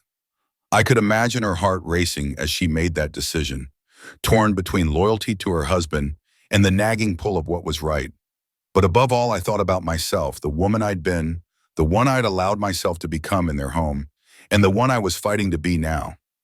Each version of me carried her own regrets and triumphs, her own quiet battles. The woman I'd been had trusted too blindly, giving pieces of herself away until she barely recognized her own reflection. The woman I'd become in their home had learned to shrink, to tiptoe around tension, to accept less than she deserved. And the woman I was becoming now, she was still taking shape, but she was fiercer, more resolute, determined to reclaim what was hers, not just money, but dignity, agency, and a future she could call her own. The question lingered in my mind like a soft echo. What choice would I make next? The next morning, Daniel's voice crackled through the phone, steady and professional, as we discussed the upcoming restitution hearing. I told him about Pam's offer to cooperate, her willingness to testify about Gregory's knowledge and intent. I could sense Daniel's quiet approval, though he kept his tone measured. That could be a game changer, he said, the faintest hint of optimism breaking through his usual pragmatism. Her testimony could solidify our case, make it airtight. I nodded, though he couldn't see me, my fingers tracing the edge of the coffee mug on the table. I've been thinking, I began, my voice slow, deliberate, as if I were testing the weight of each word before letting it fall, about what justice really means here. There was a pause, and I pictured Daniel leaning back in his chair, his brow furrowed with curiosity. Go on, he urged gently. I took a deep breath, letting my thoughts spill out. The money is important. Don't get me wrong. It's not just numbers in a bank account. It's security, independence, the ability to make choices I was robbed of. It's the life I could have built if I hadn't been betrayed. But it's more than that. It's a symbol of a relationship that's been shattered, a trust that can never be what it was. My voice wavered, and I paused to steady myself, my gaze drifting to the lake outside, its surface shimmering under the morning sun. I want what's rightfully mine returned, Daniel. But I don't want my grandchildren to pay the price for their father's mistakes, especially Megan. She's so young, so earnest, trying to make sense of this mess we've made. She deserves a chance to see that justice doesn't have to mean destruction. Daniel's silence stretched across the line, thoughtful rather than dismissive. What are you suggesting? He asked finally. I leaned forward, my words gaining strength as I spoke. I'd like to explore a settlement, something that prioritizes steady repayment over crushing penalties. I'm thinking of conditions: mandatory financial counseling for Gregory, guaranteed access to my grandchildren, and maybe some kind of community service, something tied to elder issues. I want a path forward that doesn't just punish, but builds something better, especially for the kids. My heart pounded as I laid out the idea, a mix of hope and fear swirling inside me. Would Daniel think I was being naive? Weak? After a moment he spoke, his voice tinged with surprise. That's unusually generous, given everything Gregory's done. I shook my head, even though he couldn't see it. Not generous, I corrected firmly. Strategic. I don't expect Gregory to wake up one day and become a different man. I'm not that idealistic, but I want a solution that doesn't leave my grandchildren caught in the crossfire. I want them to see that accountability can coexist with compassion. We dove into the details: how to structure the repayment plan, what safeguards to include, how to ensure compliance without endless court battles. By the end, we'd sketched out a framework that felt balanced, firm yet fair, like a bridge between justice and healing. I'll draft the proposal, Daniel said, his tone now brisk, purposeful. But I need you to know you're well within your rights to demand maximum penalties. No one would blame you for it. I know, I replied softly, my eyes catching on a monarch butterfly that had landed on the porch railing, its orange wings pulsing gently in the sunlight. But this isn't about what others think I should do. It's about what I can live with, what aligns with the person I want to be, the future I want to create. As I hung up, I watched the butterfly for a long time, its delicate beauty, a quiet reminder of transformation. How something could emerge from confinement, utterly changed, yet still tied to its roots. When it finally took flight, drifting toward the lake, I felt a surge of clarity, sharp and unshakable. The road ahead wasn't smooth, but it was mine to walk, and that was enough for now. The weekend after my conversation with Pam, Judy drove me to the Cedar Grove Community Center for Dr. Sanderson's retirement celebration, an event I'd been dreading for months. As a former nurse who'd worked alongside him for years, my absence would have raised eyebrows, sparked whispers. With the court case against Gregory, now the talk of our small town, I knew showing up was about more than honoring a colleague. It was about reclaiming my place in the community, refusing to let shame or gossip define me. As we pulled into the parking lot, Judy glanced over, her eyes searching mine. "You sure you're ready for this? There'll be a lot of familiar faces, and not all of them friendly." I smoothed the collar of my new blue dress, a small indulgence I'd allowed myself after regaining control of my finances. The fabric felt crisp, grounding, a quiet declaration of my independence. "I'm sure," I said, my voice steadier than I felt. "It's time I stopped letting Gregory's lies shape how people see me." Inside, the community center hall was alive with warmth and chatter, transformed by white tablecloths and vibrant flower arrangements. As Judy and I stepped through the doors, I felt the subtle shift in the room, conversations faltering, heads turning, eyes lingering a beat too long. The weight of their curiosity pressed against me, but instead of shrinking, I stood taller, offering smiles and nods as we wove through the crowd. Sandra Murray, the hospital's former head administrator, was the first to approach, her embrace warm and unhesitating. "Ellanor, it's so good to see you," she said, her voice genuine.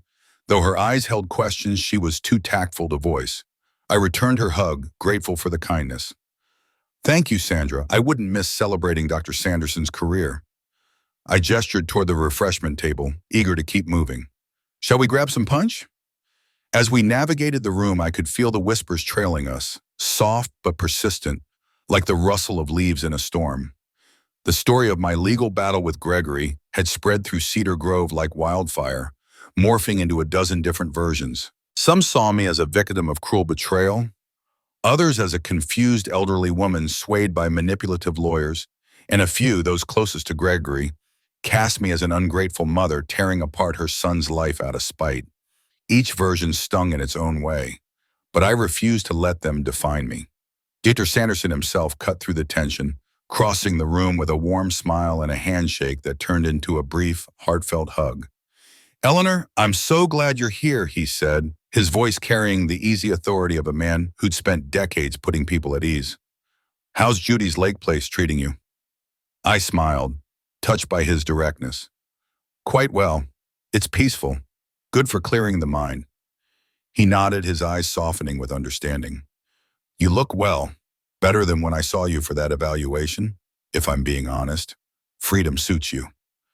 I laughed softly, the sound surprising me. "I suppose it does." His expression grew thoughtful, his voice dropping slightly. "In 42 years of medicine, I've seen family dynamics do incredible things. Heal, harm, and everything in between. For what it's worth, I think you're doing the right thing, standing up for yourself. Too many of my older patients don't." Before I could respond, Harold Jenkins, Martha's husband and one of Gregory's staunchest allies, appeared at Dr. Sanderson's side.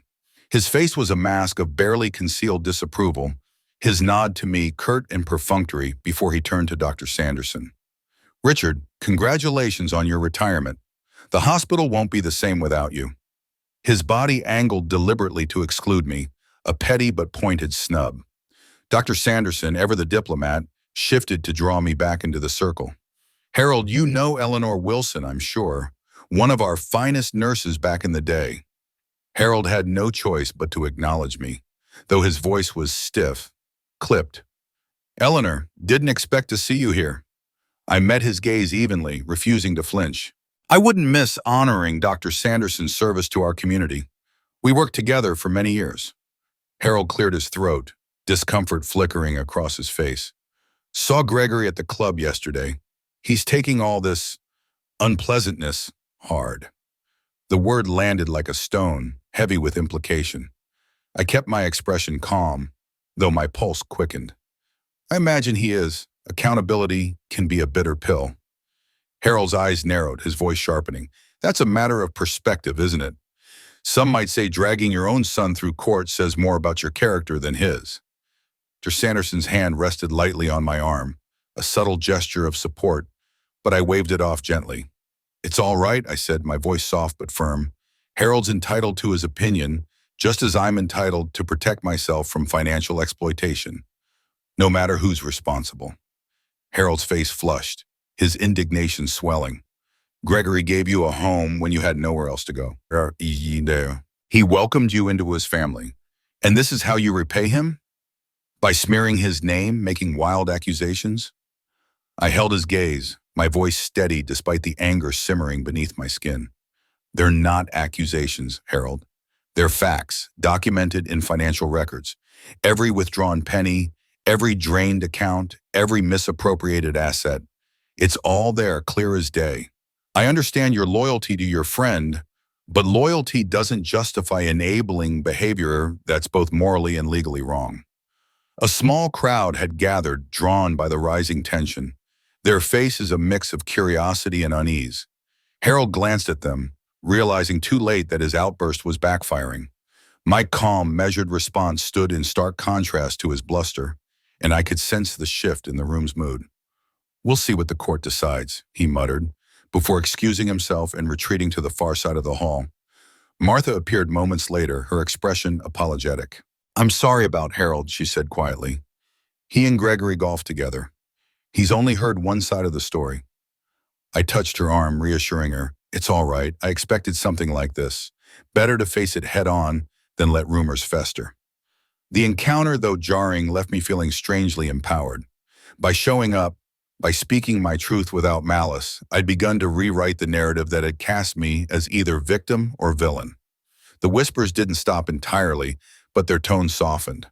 People who'd avoided my gaze earlier now approached with tentative smiles, asking about my life at the lake, offering small gestures of warmth. By the time Judy and I left 2 hours later, I felt a subtle shift, not just in how others saw me, but in how I saw myself. I was Ellanor Wilson, a woman with her own story, her own strength, navigating a painful chapter with quiet grace. You held your own in there, Judy said as we drove back to the cottage, her voice warm with pride. Especially with Harold, that couldn't have been easy.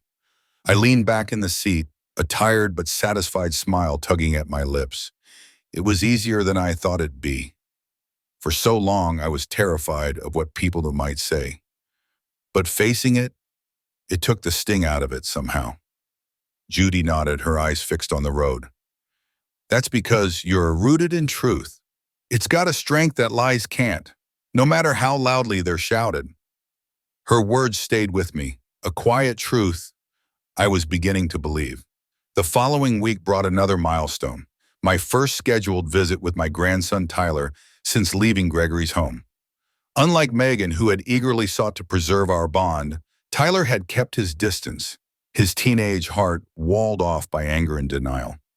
Pam had shared that he'd initially refused to see me at all, insisting the hot water incident, an act that had left me with burns, was a mistake, not malice, and that I'd blown it out of proportion. It had taken multiple sessions with a family therapist to coax his to agree to even a single supervised meeting, and even then, I could sense his resistance, a storm brewing beneath his sullen exterior. The court had approved the visit with strict conditions. Pam would stay present, and the meeting would take place at the Traverse City Public Library's small study room, a neutral space reserved for the occasion. I arrived early, my stomach churning with a mix of hope and dread. Seeing Tyler again would reopen old wounds. The memory of that day, the scalding water, his quick lie, his lack of remorse. Yet he was still my grandson, the boy who'd once filled my heart with joy, whose small hand had once clung to mine during thunderstorms. I busied myself arranging books and a chess set on the table, small offerings to bridge the gap if words failed. When Pam arrived, Tyler trailed behind her, his lanky frame slouched, his face a carefully mask of indifference. At 14, he seemed taller, his features sharper, but his eyes, once open and bright, were now shadowed, avoiding mine as he slumped into a chair.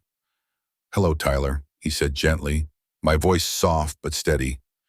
"Thank you for coming." He shrugged. his gaze fixed on the table as if it held the secrets of to the universe. Didn't have much choice. Pam gave him a warning glance, her own tension palpable. Tyler, we talked about this. You agreed to approach this with respect. He muttered, whatever, and sank deeper into his seat, his body language screaming reluctance. Silence settled over the room, thick and heavy.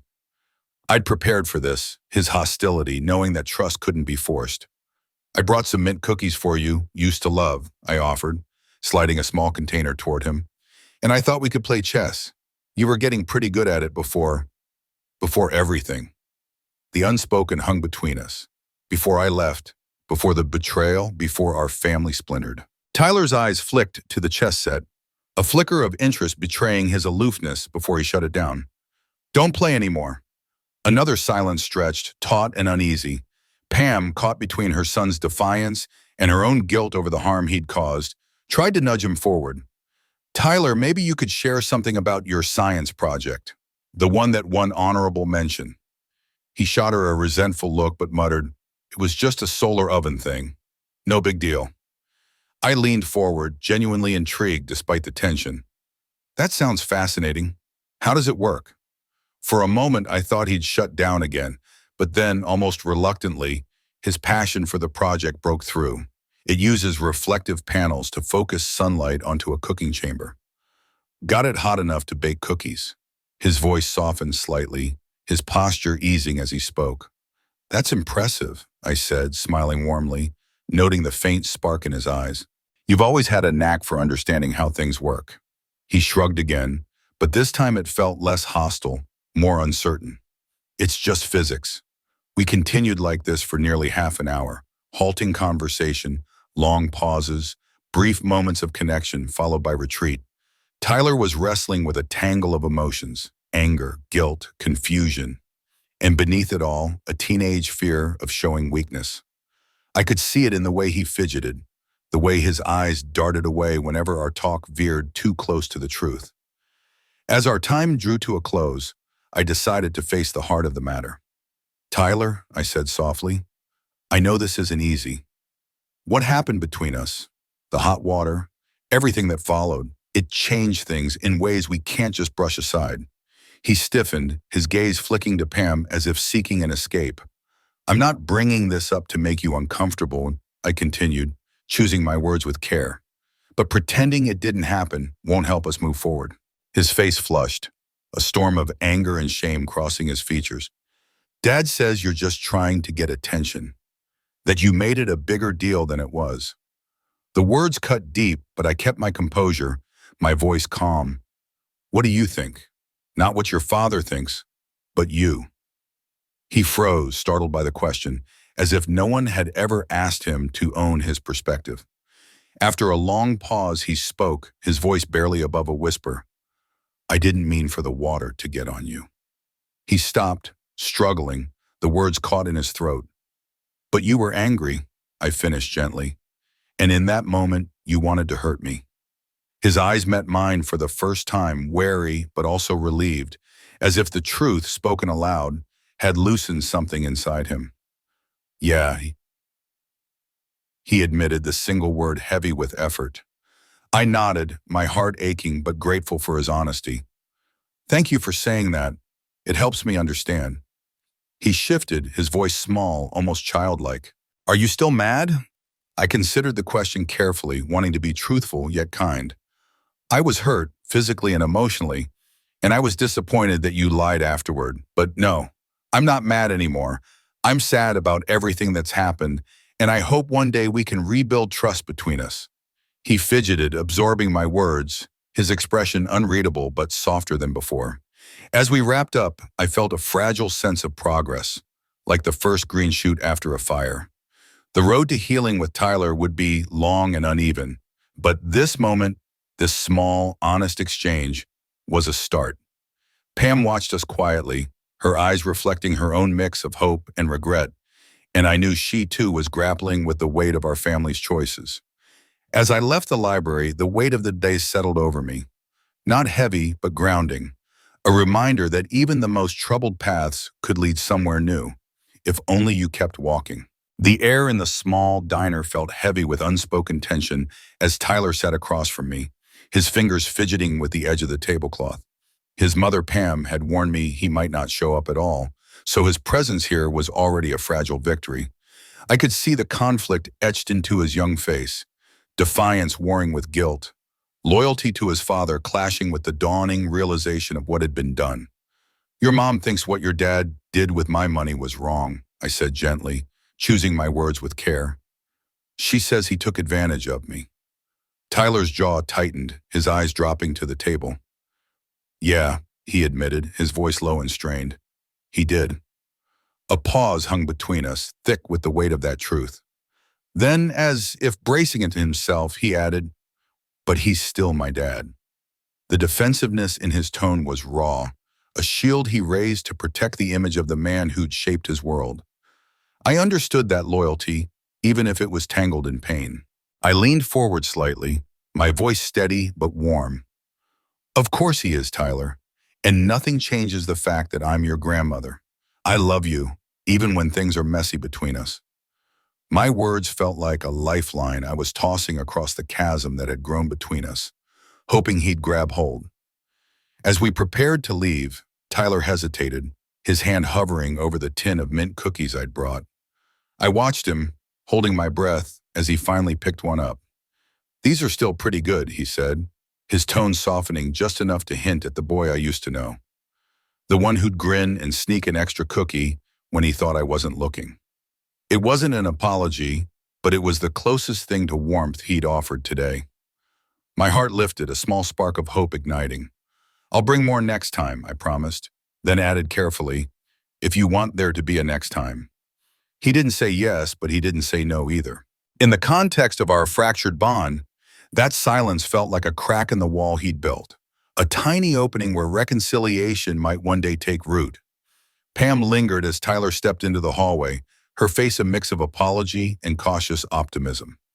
"He swore for weeks he wouldn't come," she confided, her voice low. "The fact that he sat down and talked to you, even a little, is huge." Her eyes searched mine, as if seeking reassurance that I saw it too. I nodded, offering her a small smile. "I know, Pam. I wasn't expecting miracles today." She sighed, her shoulders sagging slightly. "His therapist says it could take months for him to really face what happened.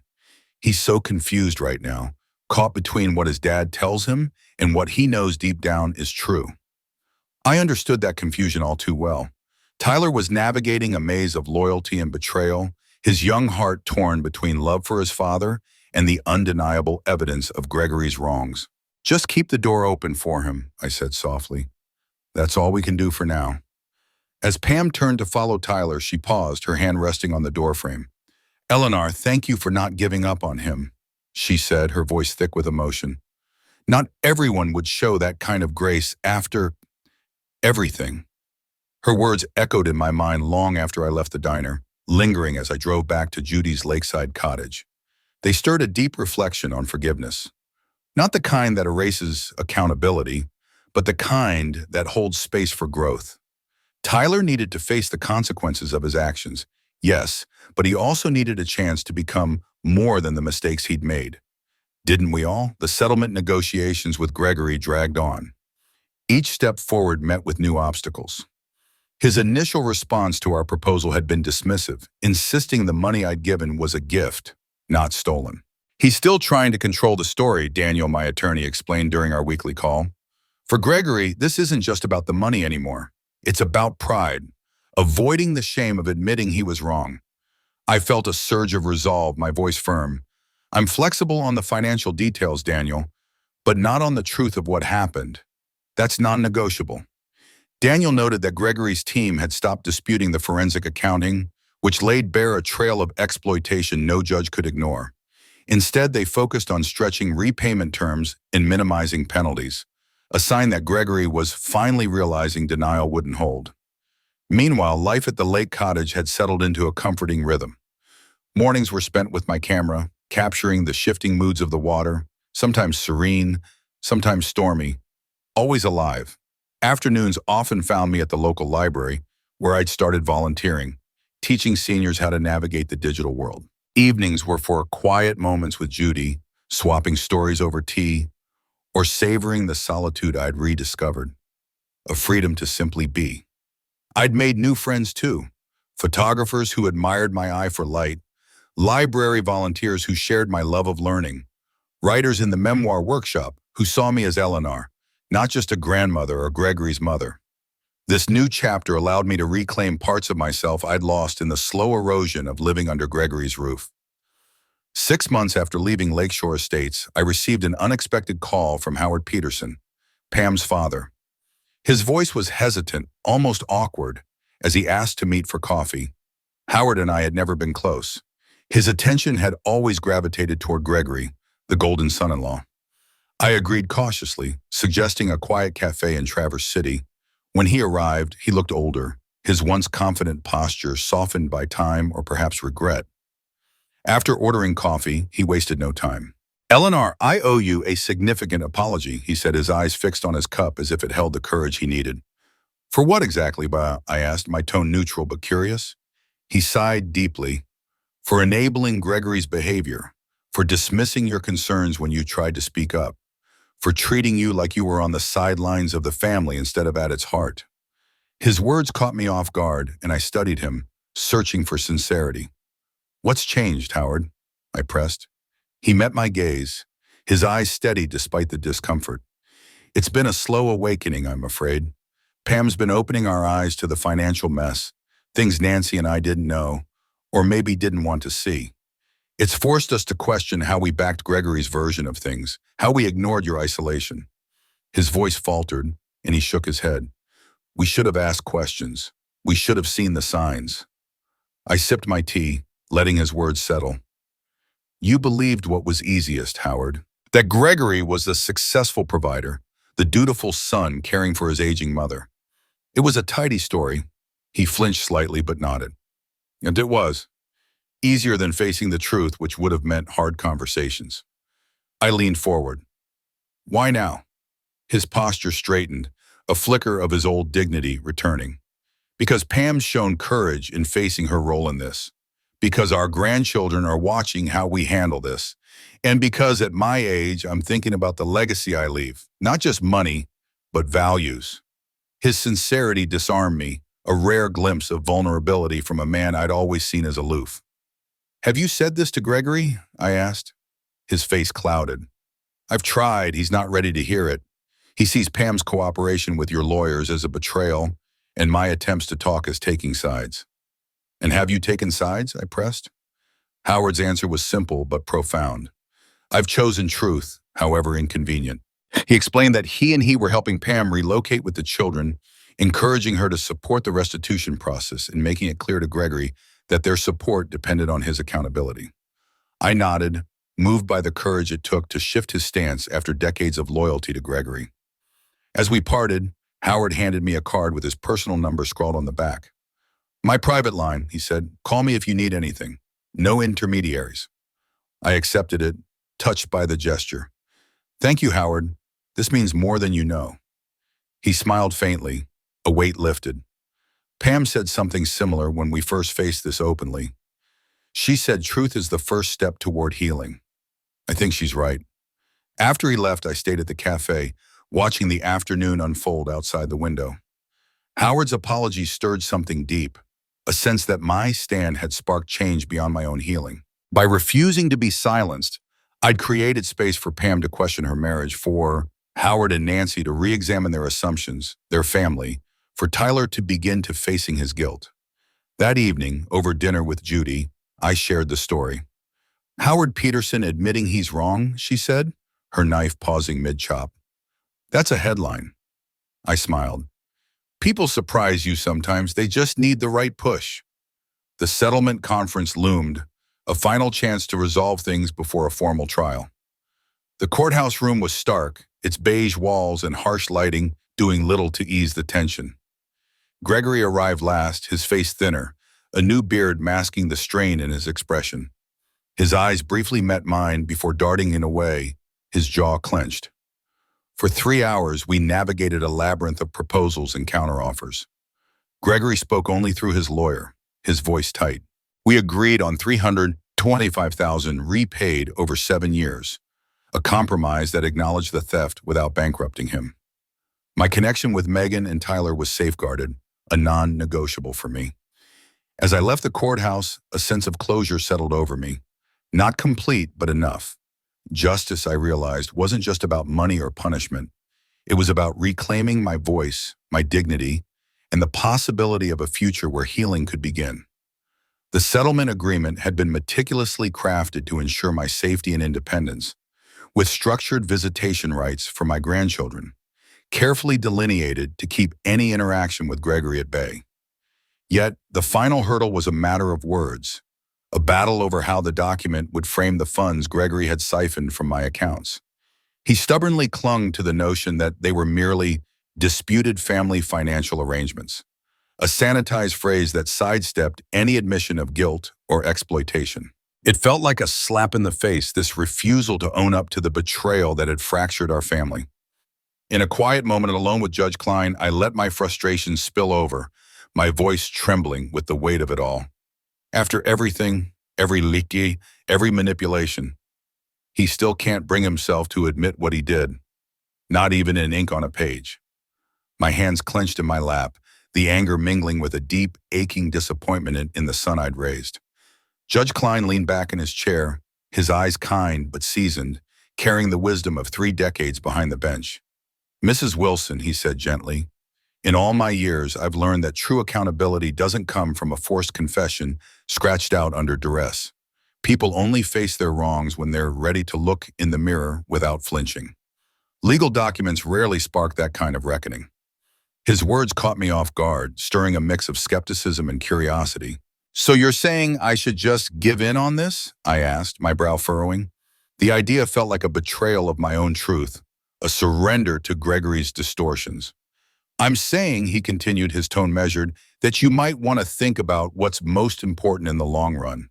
Will the exact wording in this settlement change how Gregory sees himself or what he did? Likely not. But digging in your heels on language he'll never accept could jeopardize the practical solutions that would actually make your life better. Security, independence, time with your grandchildren." His words hung in the air, heavy with pragmatism. I sat there, my mind wrestling with the tension between principle and progress. The truth mattered to me, not just for my own vindication, but for the legacy I'd leave for Megan and Tyler. "The truth isn't just for me," I said at last, my voice steadier now. "It's for my grandchildren. They deserve to know what really happened, to understand right from wrong." Judge Klein nodded, a faint smile touching his lips. "For the record, I agree. But perhaps there's a way to thread the needle.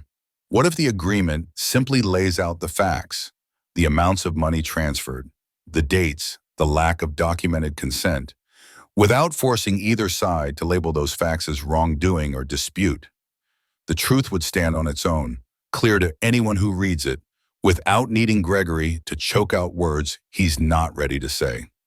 The suggestion landed like a lifeline, a way to honor my need for honesty without derailing the resolution I so desperately needed. The facts, unadorned and untwisted, would tell their own story.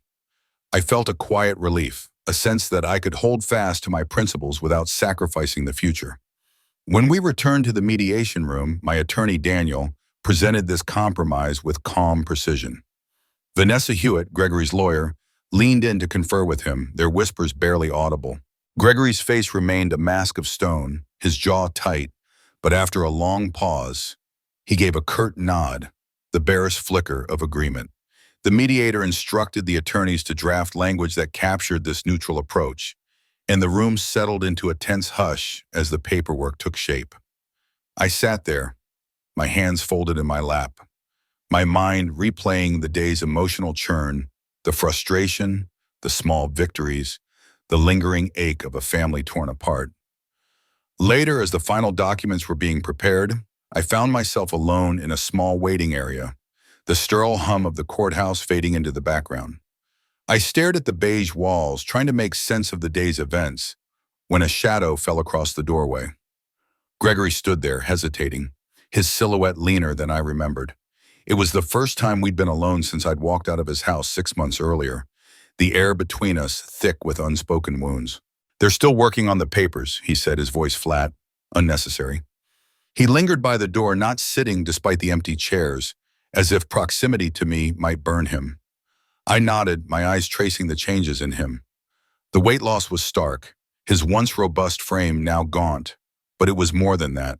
The son who'd once strode through life with unshakable confidence, controlling every detail of my existence under his roof, seemed diminished, almost fragile. His shoulders sagged under an invisible weight, his eyes avoiding mine. The question I'd carried for months, the one that had gnawed at me through sleepless nights, finally broke free. "Why, Gregory?" I asked softly, my voice steady despite the storm inside. "Was it just the money, or was there something else? Something I did to make you think this was okay?" He stiffened, his defenses snapping into place like a shield. I braced for denial, for the same tired justifications, but then something shifted. His shoulders slumped, and he looked away, his voice barely above a whisper. "I don't know," he said, the admission seeming to startle him as much as it did me. "It started small, using your accounts for things that helped you too, like groceries, utilities. It felt reasonable. Then it got easier. Each time I told myself it was fine. You were living with us. We were taking care of you." The lines just blurred. His words were halting, raw, a glimpse into a mind that had twisted itself into knots to justify the unjustifiable. "Did you ever plan to pay it back?" I asked, not with anger, but with a genuine need to understand. He hesitated, then shook his head, a small defeated gesture. "No," I convinced myself it was compensation. For the strain of having you with us, for the mortgage, the kids' tuition, Pam's expectations. Your money fixed problems I couldn't solve on my own. His voice cracked slightly, a flicker of the old defensiveness flaring. "You don't know the pressure I was under, Mom.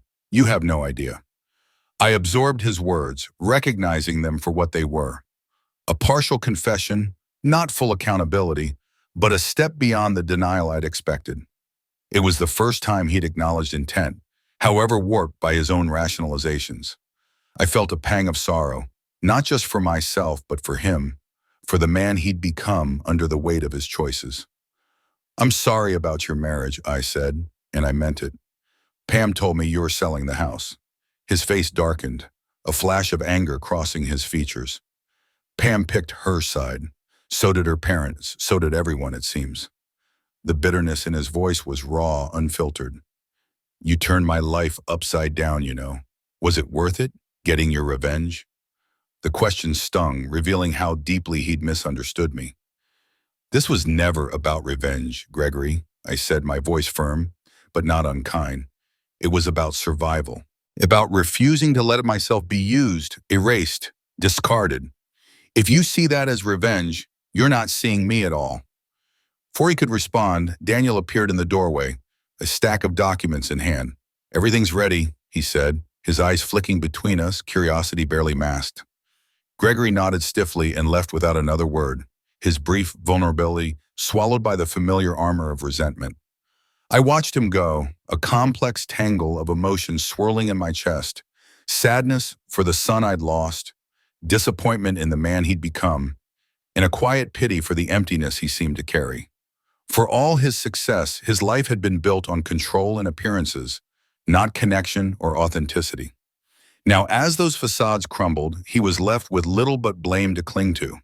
The signing of the settlement was a muted affair, each party reviewing the pages, signing in triplicate, exchanging no more than the barest courtesies. Gregory left immediately, his departure swift and silent, while Pam stayed a moment longer to confirm our next visit with the children. Her eyes met mine briefly, a shared understanding passing between us, two women navigating the wreckage of a shared history. Outside the courthouse, the autumn air was crisp, the sky a brilliant blue that seemed to promise clarity.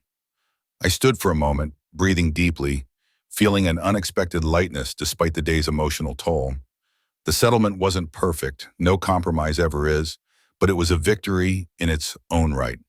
It affirmed my autonomy, my right to respect, my refusal to be diminished.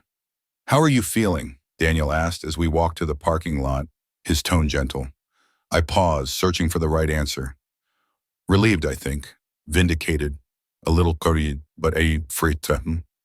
He nodded, his expression of quiet empathy. These are never just wins. There's always loss in the resolution.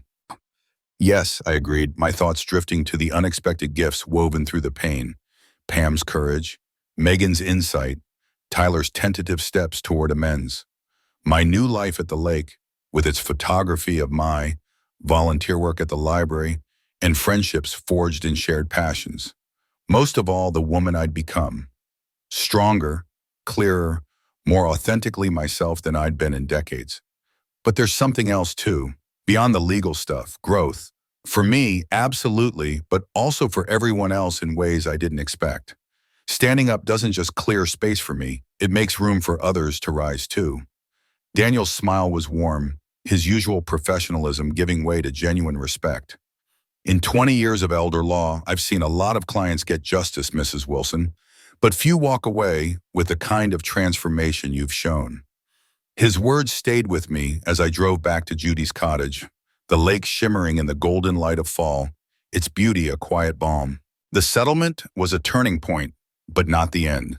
It was a chapter closed, another begun, one I'd author with intention and courage. As we turned onto the gravel road, sunlight filtered through the trictans, casting patterns of light and shadow across the windshield. The lake gleamed ahead, a symbol of peace and promise, of a life I'd fought to reclaim. Gregory's question echoed faintly. Was it worth it? And the answer was so clear it felt like a truth etched in my bones. Yes, not for justice alone or the financial recovery for me, but because in refusing to accept less than I deserved, I'd reclaimed something far more precious than money or property. I'd reclaimed myself. A year later, I stood on the porch of my new cottage on Lake Michigan's eastern shore, watching the sunrise paint the water in hues of pink and gold. This home, purchased with the first payment from Gregory, was mine, a haven of my own, chosen for its serene location and modest charm. The morning air was crisp, scented with pine, and the gentle ripple of the lake, a constant companion. I'd moved in 3 weeks earlier after months of searching for a place that felt right. Not too isolated, not too grand, just enough for me and the occasional guest. Inside, my coffee waited beside a calendar brimming with life. Photography club meetings, library shifts, lunches with friends, visits with Megan and Tyler. A life rebuilt, piece by piece, from my relationship with my grandchildren had deepened in ways I hadn't dared hope. Megan, now 11, was a regular visitor, our bond growing through shared passions and candid talks. She'd taken to photography, her fresh perspective breathing new life into our outings along the shore, her laughter mingling with the shudder of my Nikon.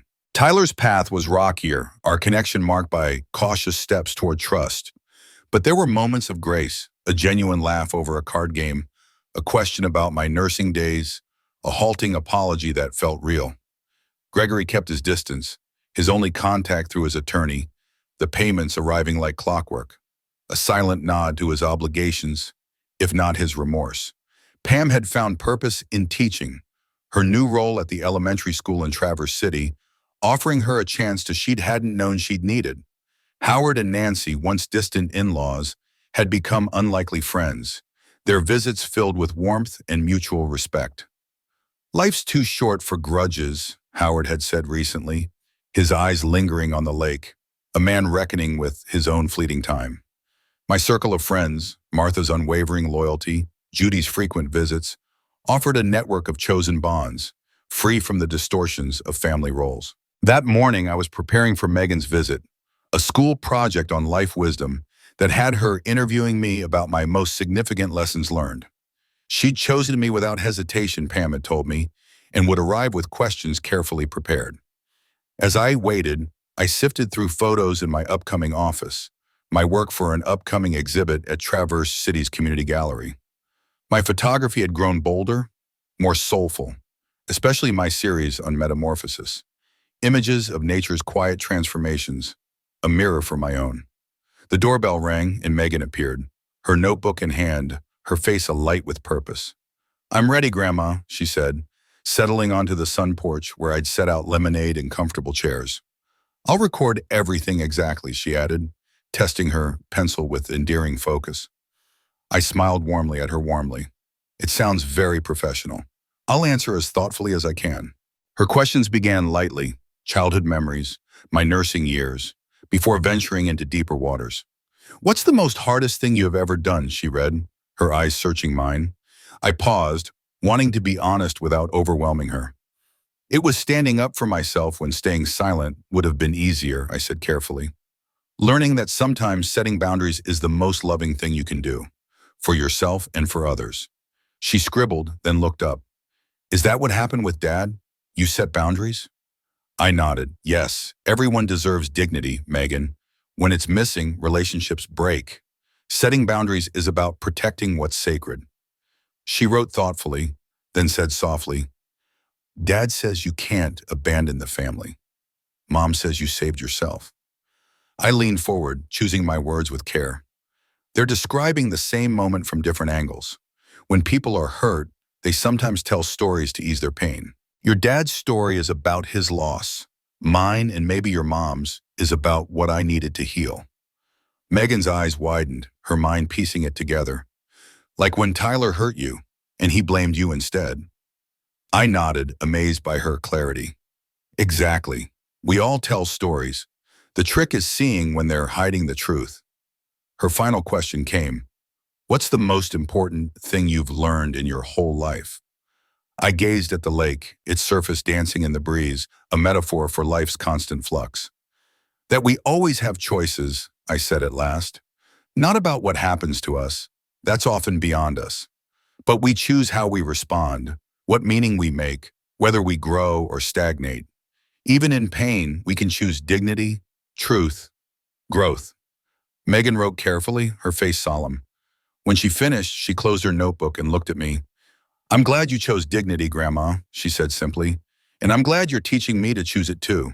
In her words, that I saw the true legacy of my choices, not in wealth or harmony, but in the values I'd modeled, the path I'd shown her. Later, as I stood on the porch with my camera, capturing the interplay of light and shadow on the lake, I felt the weight of that truth settle into me. The scar on my arm, once a raw wound, was now a quiet reminder of resilience. My life, like my photographs, was a balance of structure and freedom, pain and beauty. Tomorrow would bring new challenges, meetings, calls, the memoir I was writing, but they were mine to meet, on terms I'd fought for. As night fell, the eye stood at the window, watching lights twinkle along the shore, each a story unfolding. Somewhere out there, Gregory was grappling with his consequences, his journey his own. My task was to stay true to mine, holding space for reconciliation without compromise. I touched the glass, a quiet nod to all I'd lost and gained, then turned toward the life I'd built, a future chosen with courage, written in my own hand.